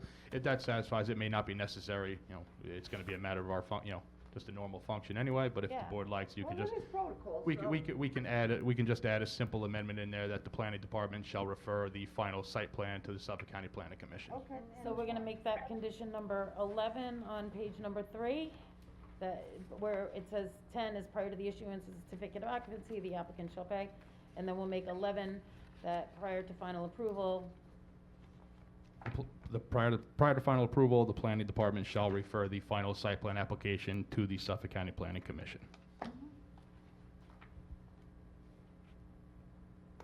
okay? Great. Thank you, right, thank you. I think that's a good idea. I'm glad that you're doing that. I'm glad that, Splas brought that up. Thank you. You do that anyway, right? Yeah, As it's protocol? SOP, isn't it? Protocol. It's protocol, right? Protocol, Okay, but now it's in the resolution, so, great. okay. Okay, anybody else in the meeting room to comment on any of the resolutions before us today? You Okay, could unmute yourselves. all right, moving Seeing forward? nobody. Okay. No, hearing no one. Moving forward, Diane, can you please call the resolutions for today?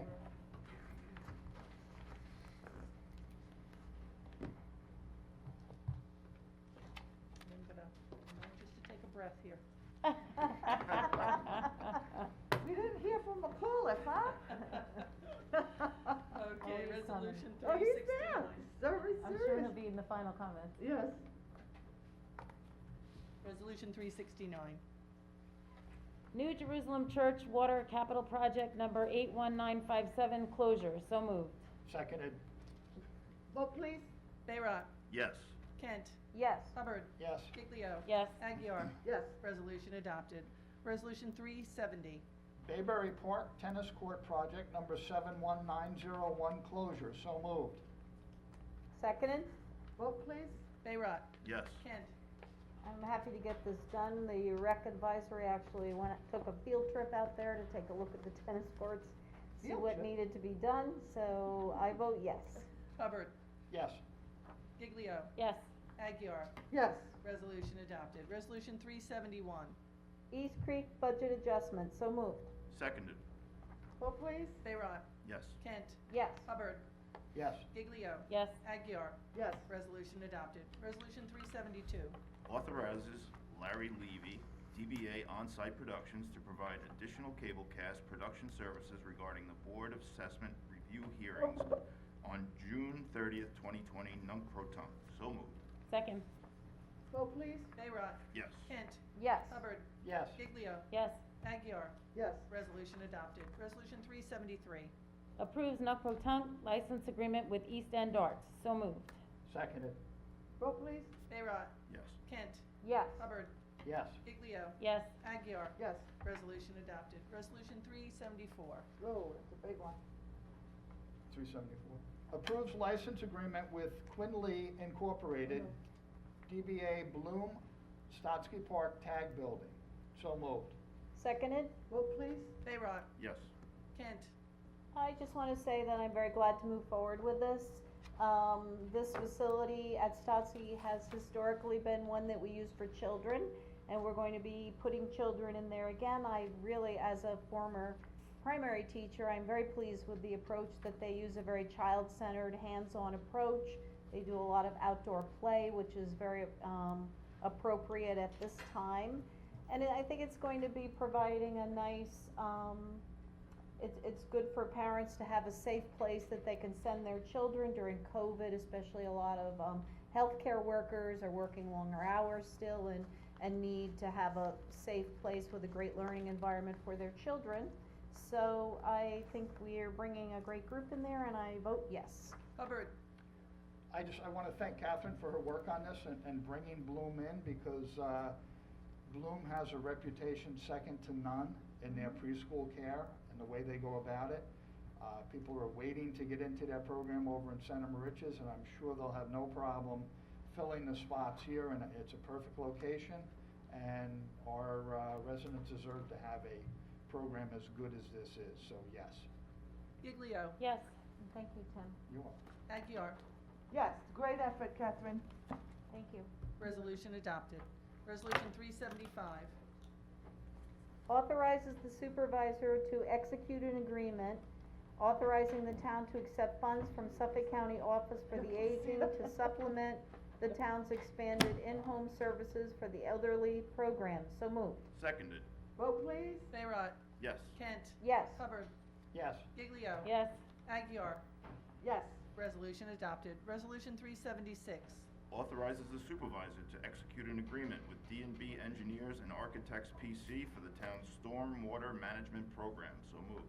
Second. Vote please. Bayrock. Yes. Kent. Yes. Hubbard. Yes. Giglio. Yeah, D&B's doing a great job, yes. Aguirre. Yes. Resolution adopted. Resolution 377.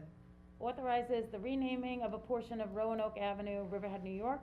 That's Heroes Way for all the first line medics that helped us through the COVID and the hospital and all the workers in the hospital and our ambulance and fire department, everybody else in the town, police department. So, yeah, I think it's a great thing. I'm happy Andy Mitchell brought it to us and asked us to do this, and I fully support it, yes.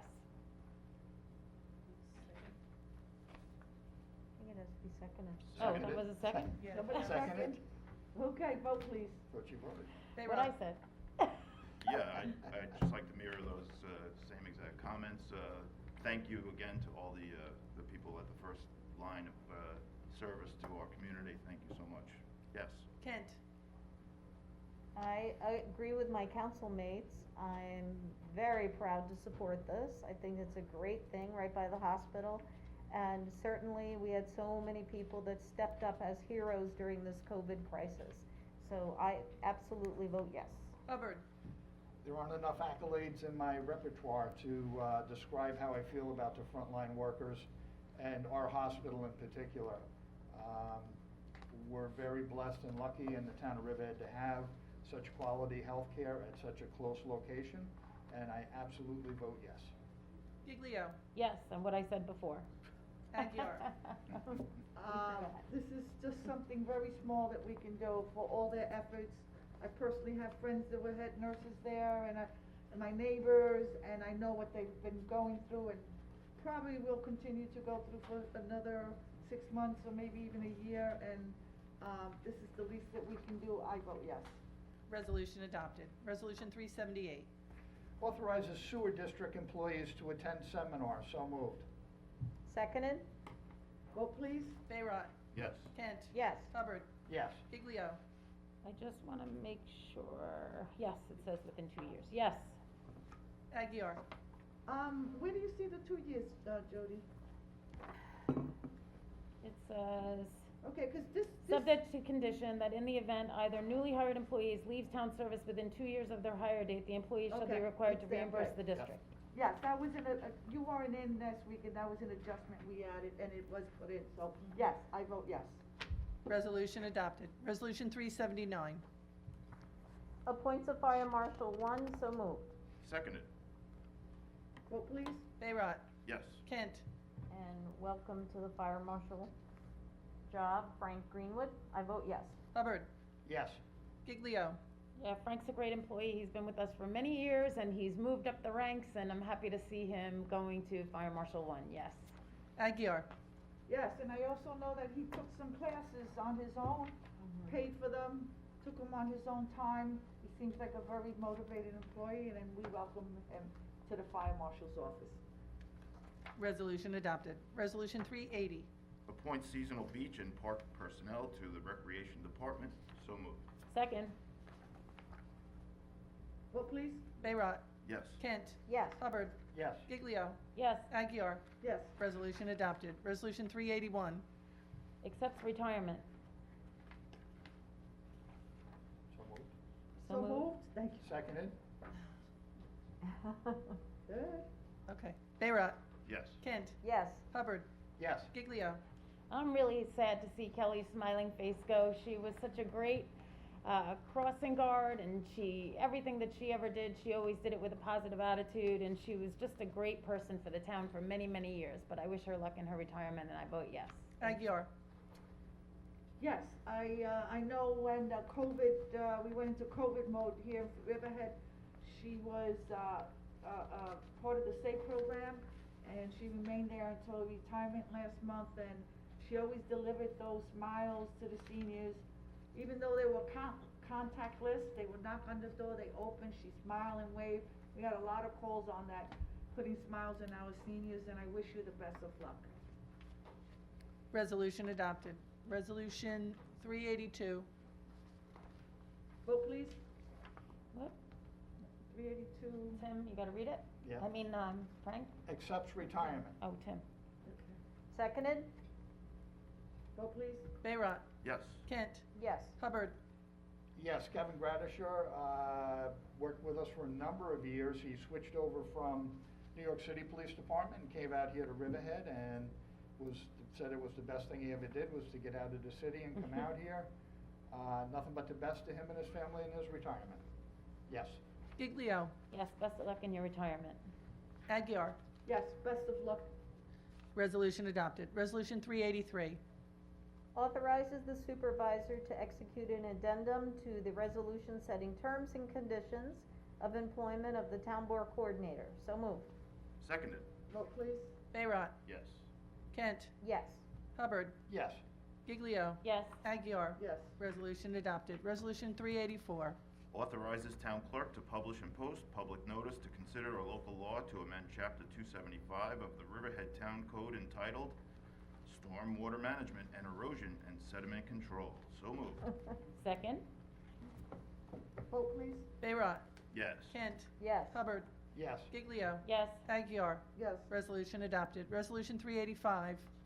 Publish and post notice to bidders for uninterruptible power supply for the Riverhead Police Department. So moved. Vote. Second. Vote please. Bayrock. Yes. Kent. Yes. Hubbard. Yes. Giglio. Yes.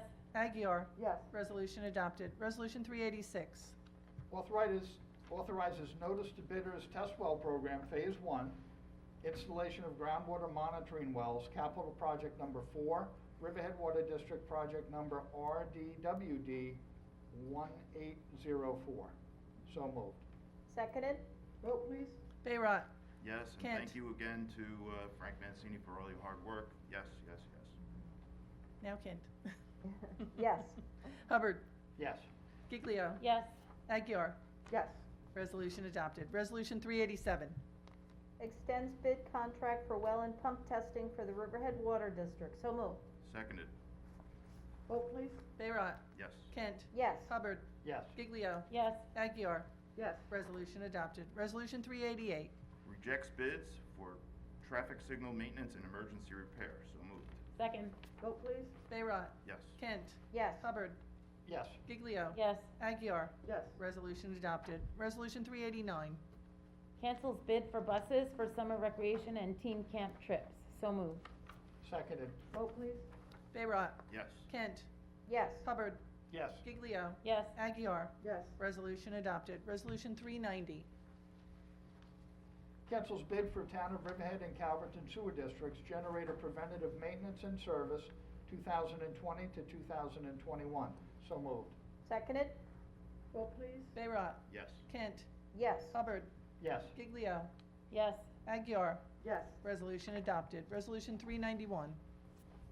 Refund request of fireworks application fee for Baiting Hollow Club. So moved. Seconded. Vote please. Bayrock. Yes. Kent. Well, I'm disappointed. I guess this means those awesome fireworks aren't taking place. And they're right by usually- our house. Yeah, we can see for free, right? Yes. They're very, very good. They're beautiful. Hubbard. I vote yes. Giglio. Yes. Aguirre. Yes. Resolution adopted. Resolution 392. Approve special event, Chapter 255, application for the Dark Side Productions, Dark Side Haunted House. So moved. Second. Vote please. Bayrock. Yes. Kent. Yes. Hubbard. Yes. Giglio. Yes. Aguirre. Yes. Resolution adopted. Resolution 393. Approve special event, Chapter 255, application for New York Marine Rescue Center for the 23rd Annual 5K Run for the Ridley, October 11th, 2020. So moved. Seconded. Vote please. Bayrock. Yes. Kent. Yes. Hubbard. Yes. Giglio. And hopefully they'll have strings that keep them 6 feet apart while they're running down the road if we're still through this COVID mess. But yes. Aguirre. Yes. Resolution adopted. Resolution 394. Approve special event application for Chapter 255 for Riverhead Country Fair. So moved.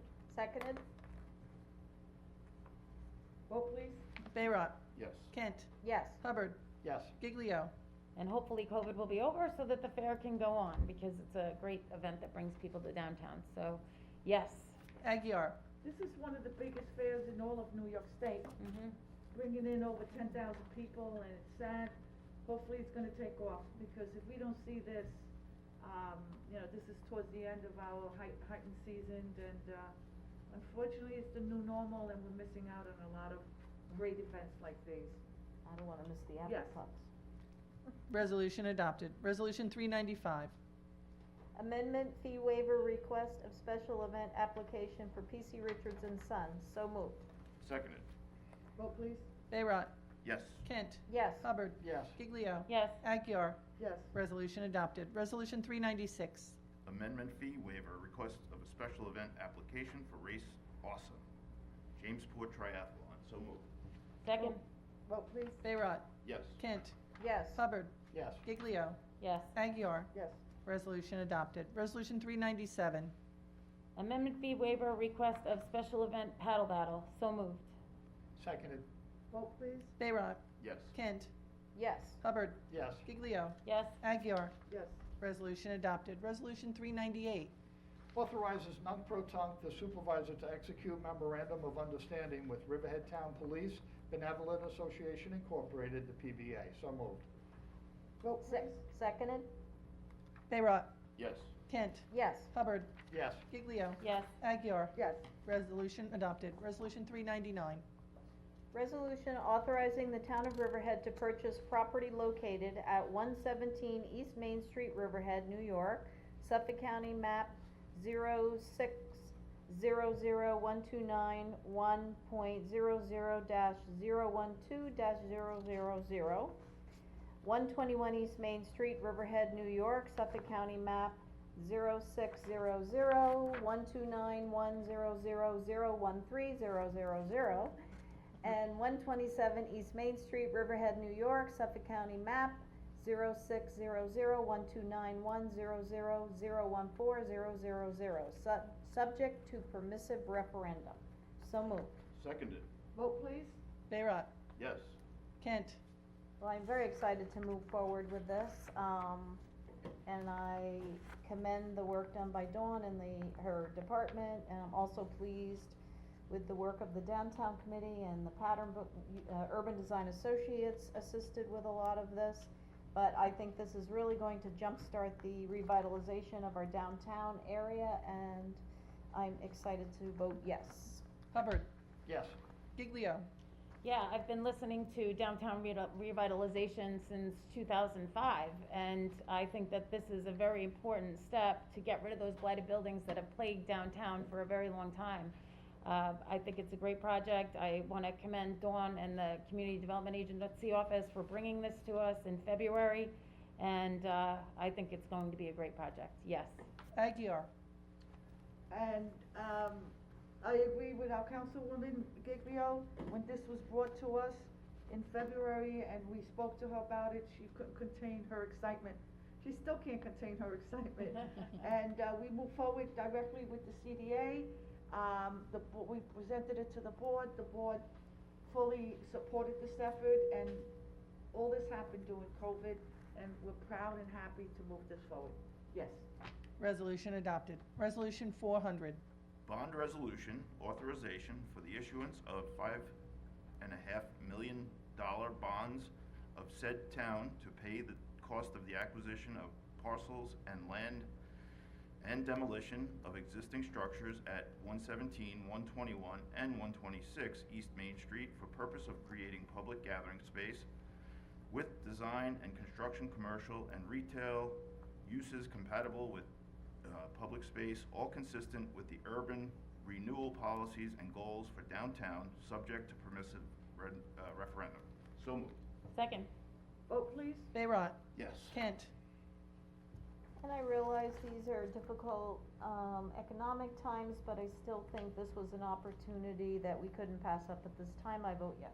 Hubbard. Yes. Giglio. I concur with Councilwoman Kent. Time was of the essence, so I will vote yes. Aguirre. And I agree with both of our councilwomen. We also have been receiving some funding on this, so it's a good thing, and absolutely yes. Resolution adopted. Resolution 401. Amends Resolution 316-2001 and assigns the custody of the petty cash account for the Riverhead Justice Court. So moved. Seconded. Vote please. Bayrock. Yes. Kent. Yes. Hubbard. Yes. Uh, Giglio. Yes. Aguirre. This is a resolution that I wish was never before me, but unfortunately, I'm gonna vote yes. Resolution adopted. Resolution 402. Authorizes supervisor to sign checks, file reports, and undertake actions due to the unforeseen circumstance in the Riverhead Justice Court. So moved. Seconded? Vote please. Bayrock. Yes. Kent. Yes. Hubbard. Yes. Giglio. Yes. Aguirre. Yes. Resolution adopted. Resolution 403. Classifies amended site plan application of Island Water Park as a type 1 action pursuant to SECRA and requests lead agency status for the purposes of coordinated SECRA review, 5835 Middle Country Road, Calverton, New York, Suffolk County map 600-135-1-7.34. So moved. I'd like to recuse myself from this vote. Okay, I think you need a second, Yeah. correct? Well, no, you can just recuse. Did someone second? Did somebody second it? I'll second it. Okay. Okay, so Bayrock recuse. And Kent. Yes.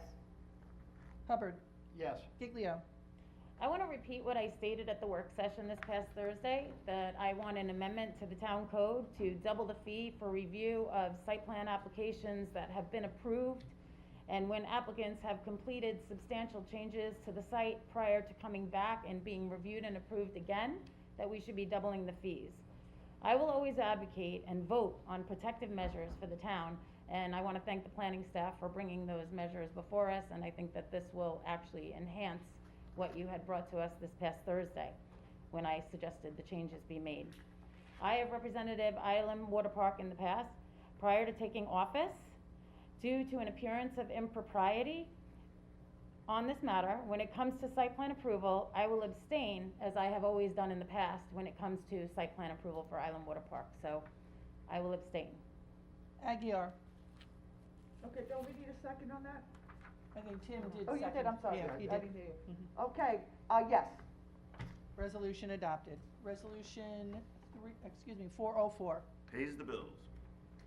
So moved. Second. Vote please. Bayrock. Yes. Kent. Yes. Hubbard. Yes. Giglio. Yes. Aguirre. Yes. Resolution adopted. Resolution 405. Grant special permit for the application known as 331 East Main Street, 331 East Main Street, Riverhead, New York, Suffolk County Tax Map number 600-129-4-15. So moved. Seconded. Vote please. Bayrock. Yes. Kent. Yes. Hubbard. Yes. Giglio. Yes. Aguirre. Yes. Resolution adopted. Resolution 406. Grants preliminary approval with conditions for the site plan application known as 331 East Main Street, 331 East Main Street, Riverhead, New York, Suffolk County Tax Map Number 600-129-4-15. So moved. Vote.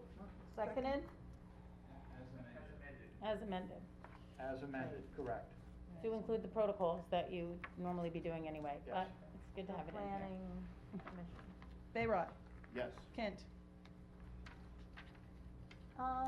Since we had the discussion, that we would, still be moving forward with amending the plan for the ground floor use and getting the final comments from Landmarks and ARB. I am pleased with that, and I vote yes. Hubbard. Yes. Vote, please. No, Giglio. Oh. And, That's right. again, thank you to planning staff. I know this has been a torturous application for you. We've, discussed it many times, so thank you, and thank the applicant for their patience, and I vote yes. Aguilar. Yes. Resolution adopted. Planning board has been working really hard lately, Yes, huh? they have. Turning away those applicants, great. Okay. No other comments on the resolutions? Okay, we'll now move on to public comments on any matter, other matter. Devin, is anyone in the, meeting room? Okay, I think we have a couple people in the meeting room that want to speak. Okay. John McAuliffe, we'll start with you. Please state your name for the transcriptionist and also your hamlet. Limit your comments to 5 minutes, please. Yes. Sure. John McAuliffe in Riverhead, the Rolling Woods section. Originally, Angela DeVito was going to bring this up, but the storm seems to have knocked out her internet, so I'm going to proceed on it. I have a separate question that I'll probably come back to later. But within this 5 minutes, I'm bringing attention to the letter that EPCAL Watch has sent to the board that has to do with the July 20th message you received from the DEC, or the letter from the DEC. There seem to be two general areas that we would be very interested in knowing what your initial take is or what your planning is about them. One is the language where there are a whole bunch of separate points that we cite, but the broadest one is, please understand that the information submitted to date will require a considerable amount of revision and additional information in order to provide the basis for DEC's findings and permitting decision.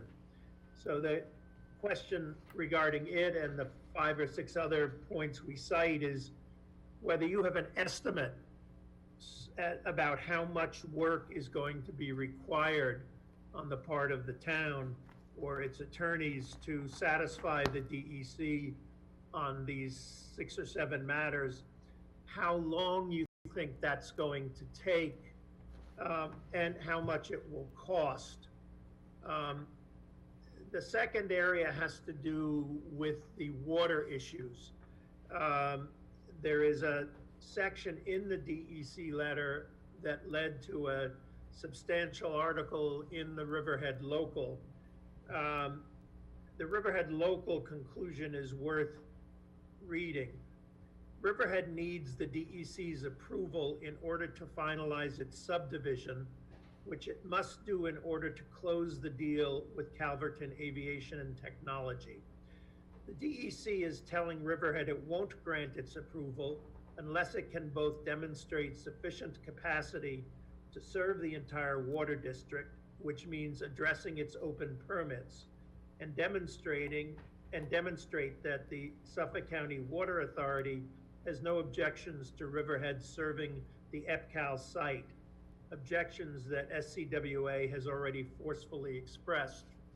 So the broad question is, and again, the same with this item, whether you have an estimate of how much work will be required to satisfy the DEC and SCWA on water permit issues, how long that will take, and how much it will cost. You may not have an answer, but we hope you can provide the town with an answer very soon. We think these are not simply hiccups that just need to get straightened out, but this is a game changer.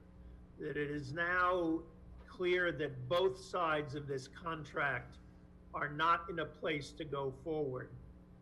The purchasers, because their financing has come under serious doubt, and any kind of plan for what they're going to use the land for has come into serious doubt.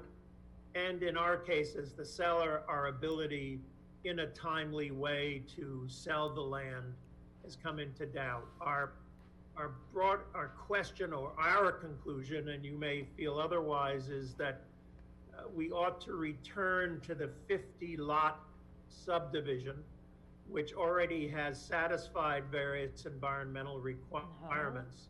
And we should look at sale of individual parcels from the 50-lot subdivision. Obviously, the water permitting problems will have to be resolved, but that process should go on simultaneously. We should not allow ourselves to be in a trap with the Jamasians and Daniel Preston of a contract which could go on for 2 or 3 or we don't know how many years with nothing else permissible. As long as that contract is on the table, you can't explore kinds of options that might come if we divide up and sell the land under the existing 50. So at any rate, that's the, in substance, what Angela was going to say on behalf of EPCAL Watch. So we have those obviously very direct questions, although it may be too soon to get answers to them. And John, yes, and I'm glad to see that you recognize, we have to do an assessment. We are reaching out to people, we are speaking to council, and we need to get an assessment as to how we're gonna approach this, where we're going, and any cost involved. So that's not something, this letter was issued on, within the last 2 weeks, to make such a determination. If I made one, it would not be accurate and it would not be fair to Riverhead residents. Concerning your second question, yes, there are concerns. However, we do have our own water district. It's been operational for many years. We have received grants. We have from the federal government, from the state, to continue operating it, to expand. The DEC may have some concern that has to be answered out. Again, the research has to be put together. People have to assess, possibly locate other well sites to ensure that it may meet their standards. This is a long process. In the same letter that you are relating to, it also stated that there will be other subsequent requests from the DEC. So we cannot predict. I will not predict and give you a full answer to these questions when they have to be looked into, an assessment has to be made. Anybody on the town board want to make a comment on this? No, I think we have to go to the experts and speak with our attorneys and to get. I can't hear you.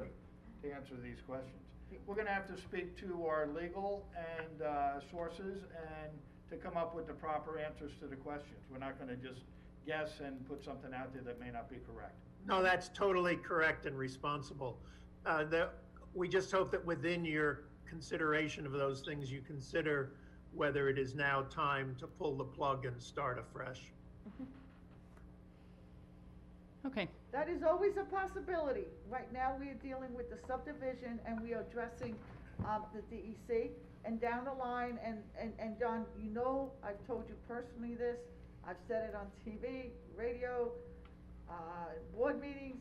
We're not concerned with CAT right now. We are in contract. We need to address the subdivision, and later on, it'll be their time. And it's that we're gonna make sure, if we ever go forward, they will be fully vetted.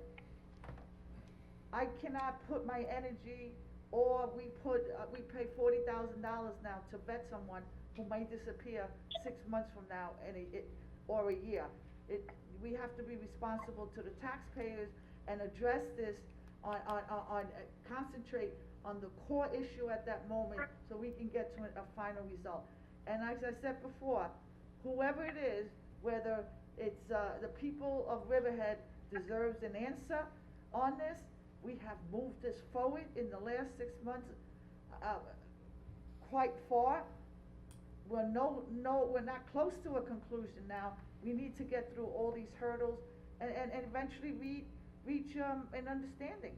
And you know, this is a cohesive board, collaborative decision. I know people ask, what are you doing, supervisor? And the supervisor and she, and it was okay. If I can vote yes or no, and if 4 people vote against me, that's it. You know, if they choose to go forward with the contract after we resolve these issues, you know, we never know where we are. We don't know where Cat's gonna be. They might not be around. If they're as dismal as you say they are, who knows? They might not, you know, be interested you know, it's too long of effort, and you know, again, we need to save the 10,050 acres. That's our primary goal. Right. At the current time. I didn't make this contract, I didn't develop this contract. I was handed this contract, and I'm doing the best that I can. And I can assure you, whatever happens here, from my perspective, 1/5 of our board, your interest, the residents' interest will be my #1 priority. And I'm pretty sure that the rest of the board feels the same way. And if I can just add that the infrastructure costs for the sewer and the water and the utilities and the roads and the recharge areas within the acreage that we're selling will be solely borne upon the developer. Whereas if we went back to the 50-lot subdivision, it would be borne by the residents of the town of Riverhead. At what cost? Wouldn't that depend on the kind of contract you wrote with the purchasers? Well, you're saying sell them off lot by lot. So if somebody wants a lot all the way in the back, we gotta put the sewer and the water and the roads to get to them. And it could be part of their purchase price. Anyway. Which won't be much. Yeah, if you're complaining about the $40 million now, if it came to that, it'd be laughable what that property would be worth. Yep, if it had the infrastructure, I mean, when you're talking about comparing value of a piece of property that you can put a bench on and sit there and look at nature versus a piece of property that has a building and sewer and water or sanitary utilities, it's built, it's ready to occupy, there's a big difference in the cost analysis.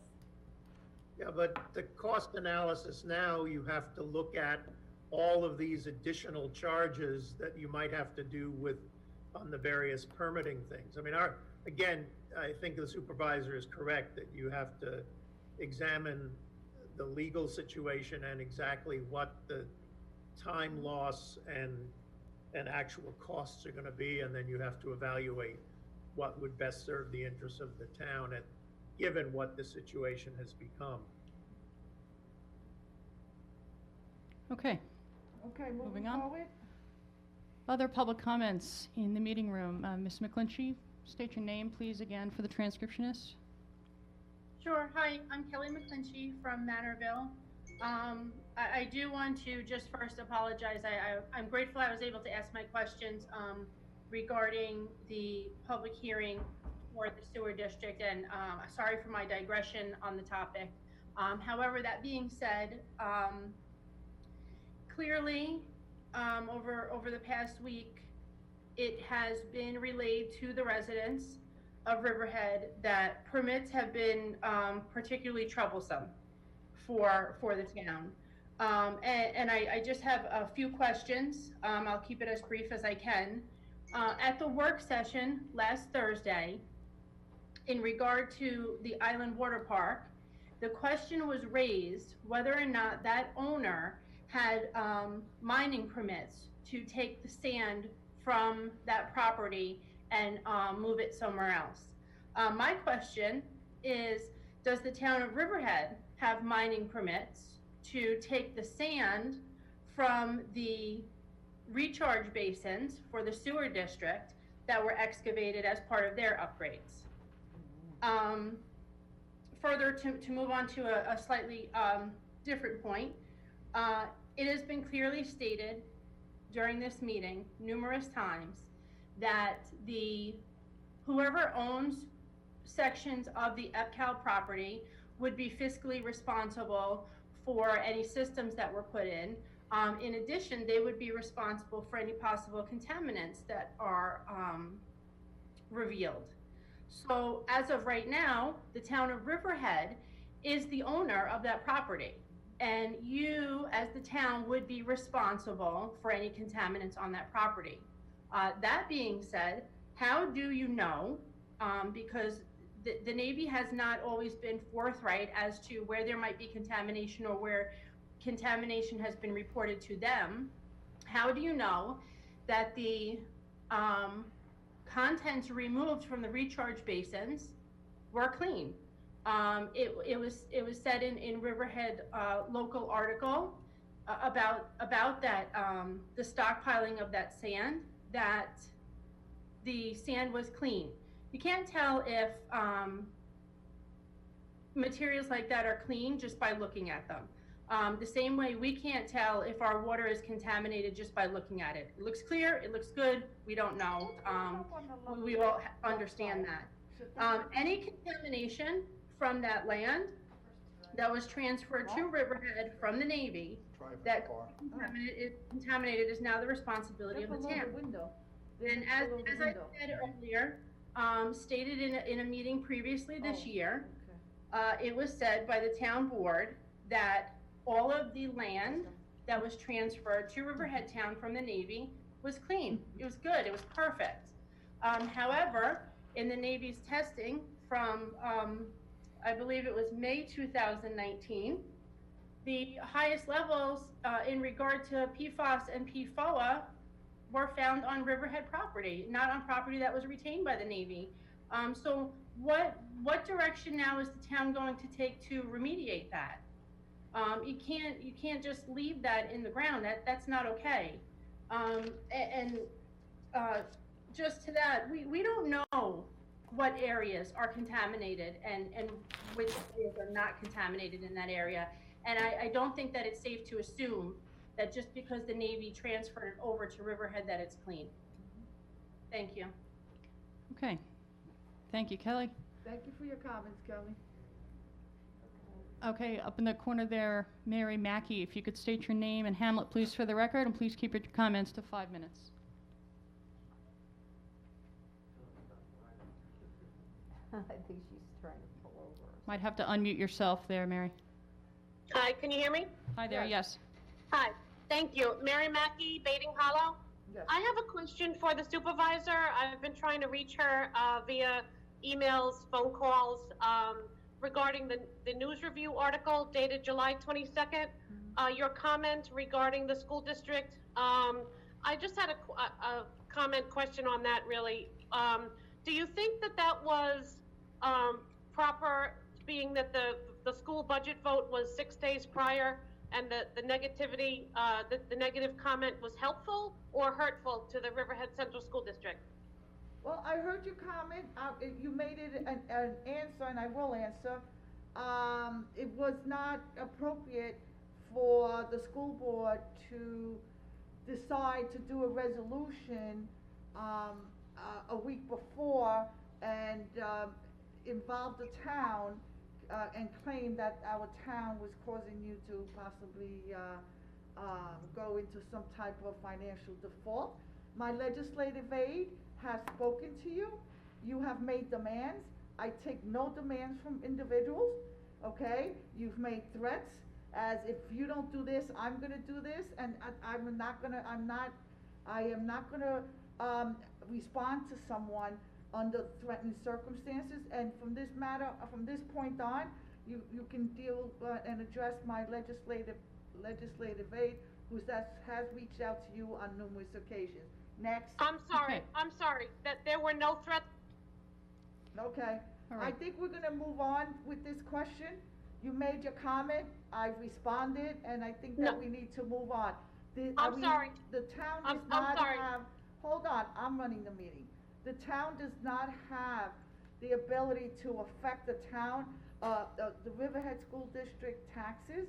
We do not vote on them. We do not vote on the board. Well, you know what our involvement is? To write the check to the school district. Unfortunately, this issue has to be resolved. When you make an attack when someone from the school district attacks the town on their third go-around for a vote, and we have nothing to do with your vote, putting it together, any influence, no one's reached out. I have reached out for the last 4 months to the superintendent or the prior superintendent, attempted to open lines of communication, and there has been none. I am not making a board meeting a school district issue. If you want to contact my office, again, have somebody, yourself, you have, she's very competent, my legislative aide is willing to speak with you. I do not answer to the school board under my town meeting when we've never had any lines of communication, and under these circumstances, it's not happening, Mrs. Mackey.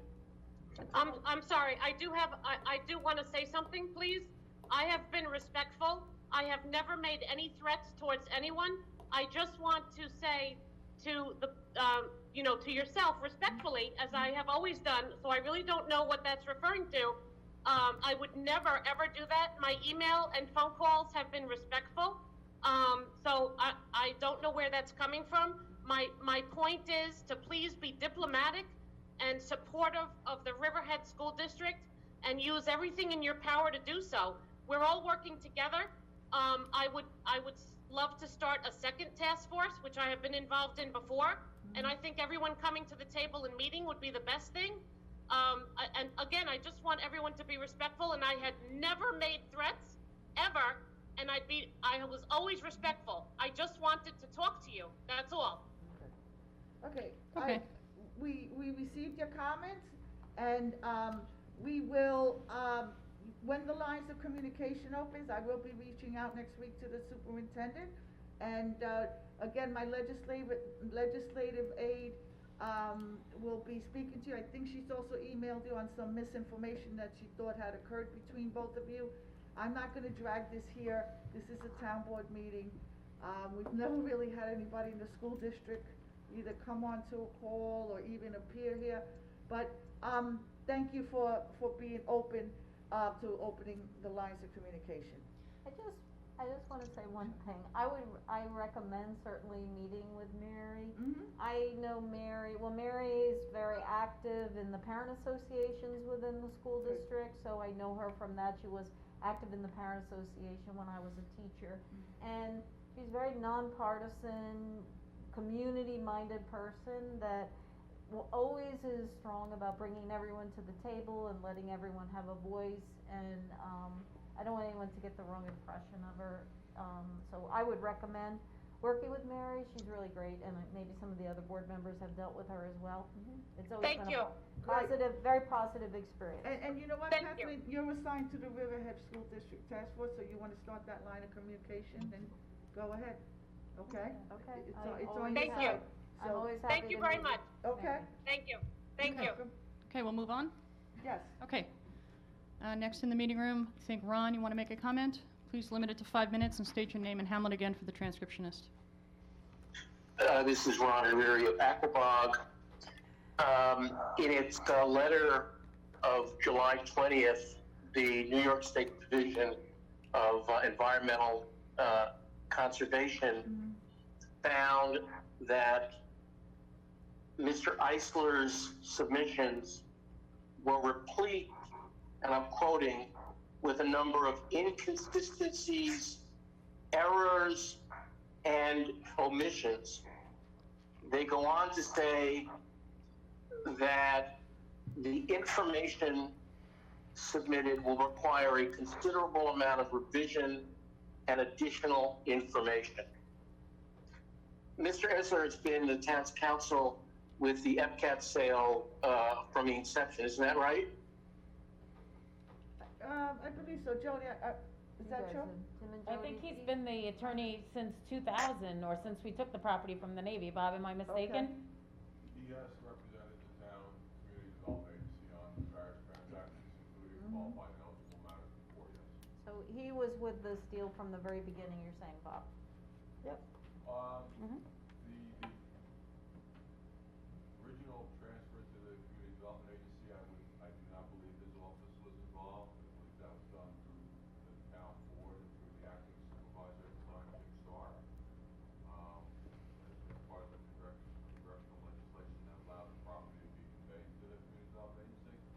I don't think anybody can hear you. Can you guys hear him?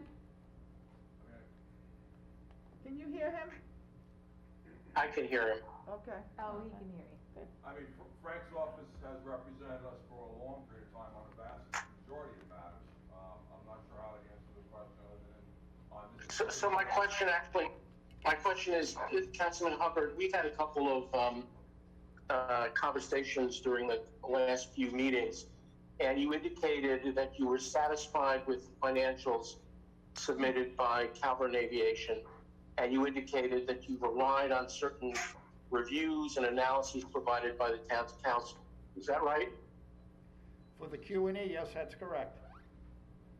Cross-examination. Yeah, you know what, this is a comment section, we are past that, we need to address the DEC letter.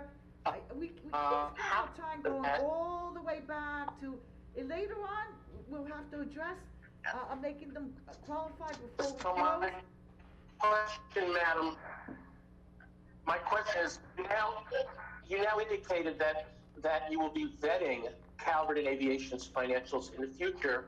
My question is, the same.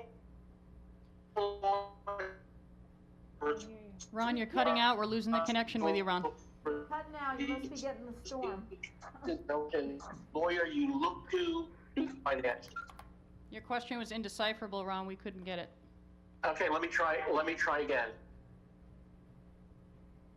So my question is, you've now indicated, and the supervisors indicated, that you will be vetting Calvert and Aviation's financials in the future. Is that right?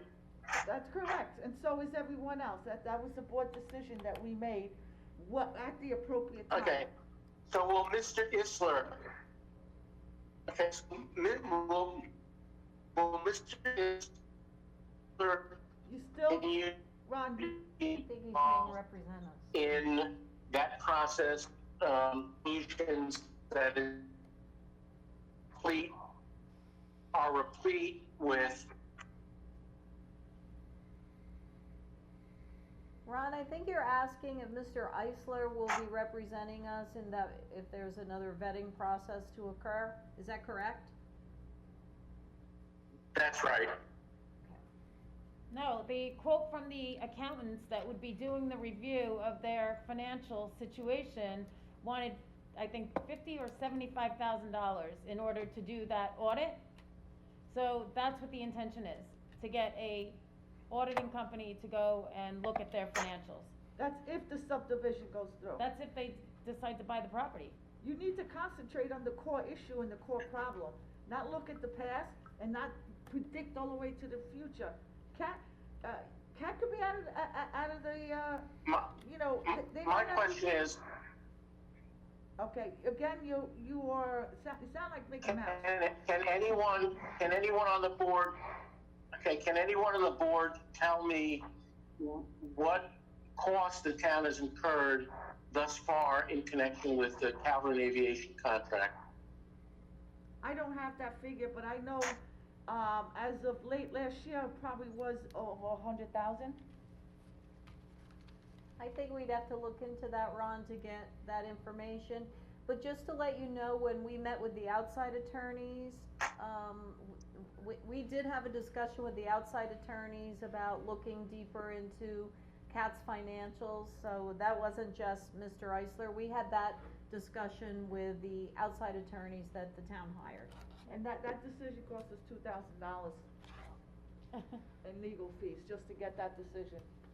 For the Okay. 2.5 hour. Two and a We'll move half on- hours. We'll and move on to anybody $2,000. else. We'll move on to anybody else Yes. now? Anybody Thank else in the you, meeting room that Ron. wants to make comments? Barbara is there, I think. Yes, Barbara, you're on? yes, Okay. yes, can you hear me? Okay, go ahead. Okay, go ahead, Barbara. Thank you so much. I appreciate the opportunity, and I hope this connection goes through because the wind has been playing havoc out here. No, you're fine. Okay, great. I will be submitting my entire statement in the mail, but Okay. I did want to just put a few of the comments on record into the to the proceeding today. And this, again, is in reference to the public hearing on the motor vehicle storage Section 301-114. So just to paraphrase a couple of the things, I think it's very important to determine how many industrial acres are available for this use. The dimensional regulations for industrial A requires a 2-acre minimum with an impervious surface of 70%. I think it would be important to have a quantitative analysis to determine just how many average sized vehicles can be parked on a 2-acre site given the setbacks and the other development standards. I'm wondering if the storage yards are going to be illuminated at night, and are they going to be allowed to erect signs? I know our neighboring municipalities have car dealerships, and I know that Southampton doesn't permit this, so I do question how you plan to enforce the restrictions to Riverhead dealers only. Let's see, on the question of the accessory use, you may be creating an internal conflict because our town code defines accessory use as one that is located on the same lot as the principal use. And this proposal clearly contradicts that definition. And I'm wondering, by permitting only car dealerships to have this off-site accessory use, to me it seems a little bit arbitrary. I'm wondering if it's even legal, but you know, that's someone else's question. Have you considered the supplemental guidelines? In Industrial A, there's a section that's specific to parking in this district, and it says in order to soften the appearance of parking lots, large areas of parking should be broken up by rows of landscaping no less than 10 feet in width in order to create parking fields of no more than 50 spaces each.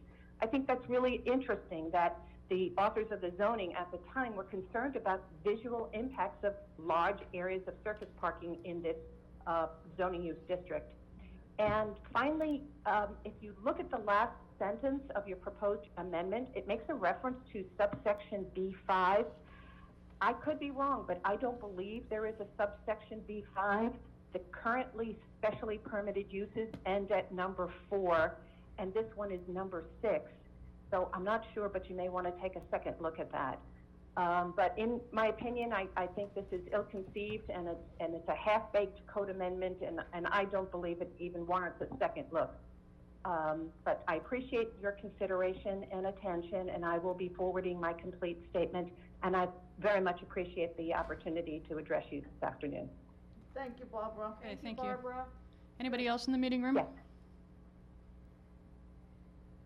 Okay. Oh, Yep.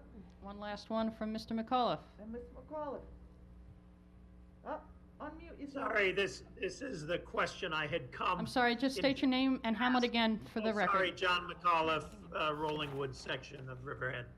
This is the question that I had intended to ask, and rather than the one I did on behalf of Angela.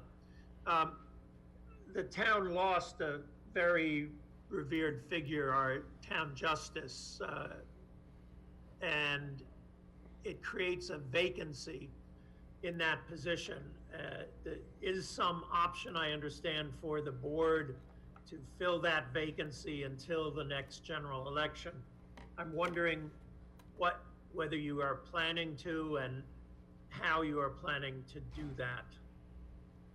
I should say that has absolutely nothing to do with EPCAL Watch. It's purely my personal interest. Wow, am I hearing you correctly? You interested in the position, Why, you want to John? be a judge? No. You don't have to have a legal degree, actually. Yeah, it's a justice of the peace designation, and you don't need to go to law school. I'm sure there are people who have much deeper roots in Riverhead and legal background that you can find, but I am interested in how you plan to solve this problem. Or you could just leave it vacant, obviously, until the general election. That's what my question is. Well, Jody, do you have anything to add?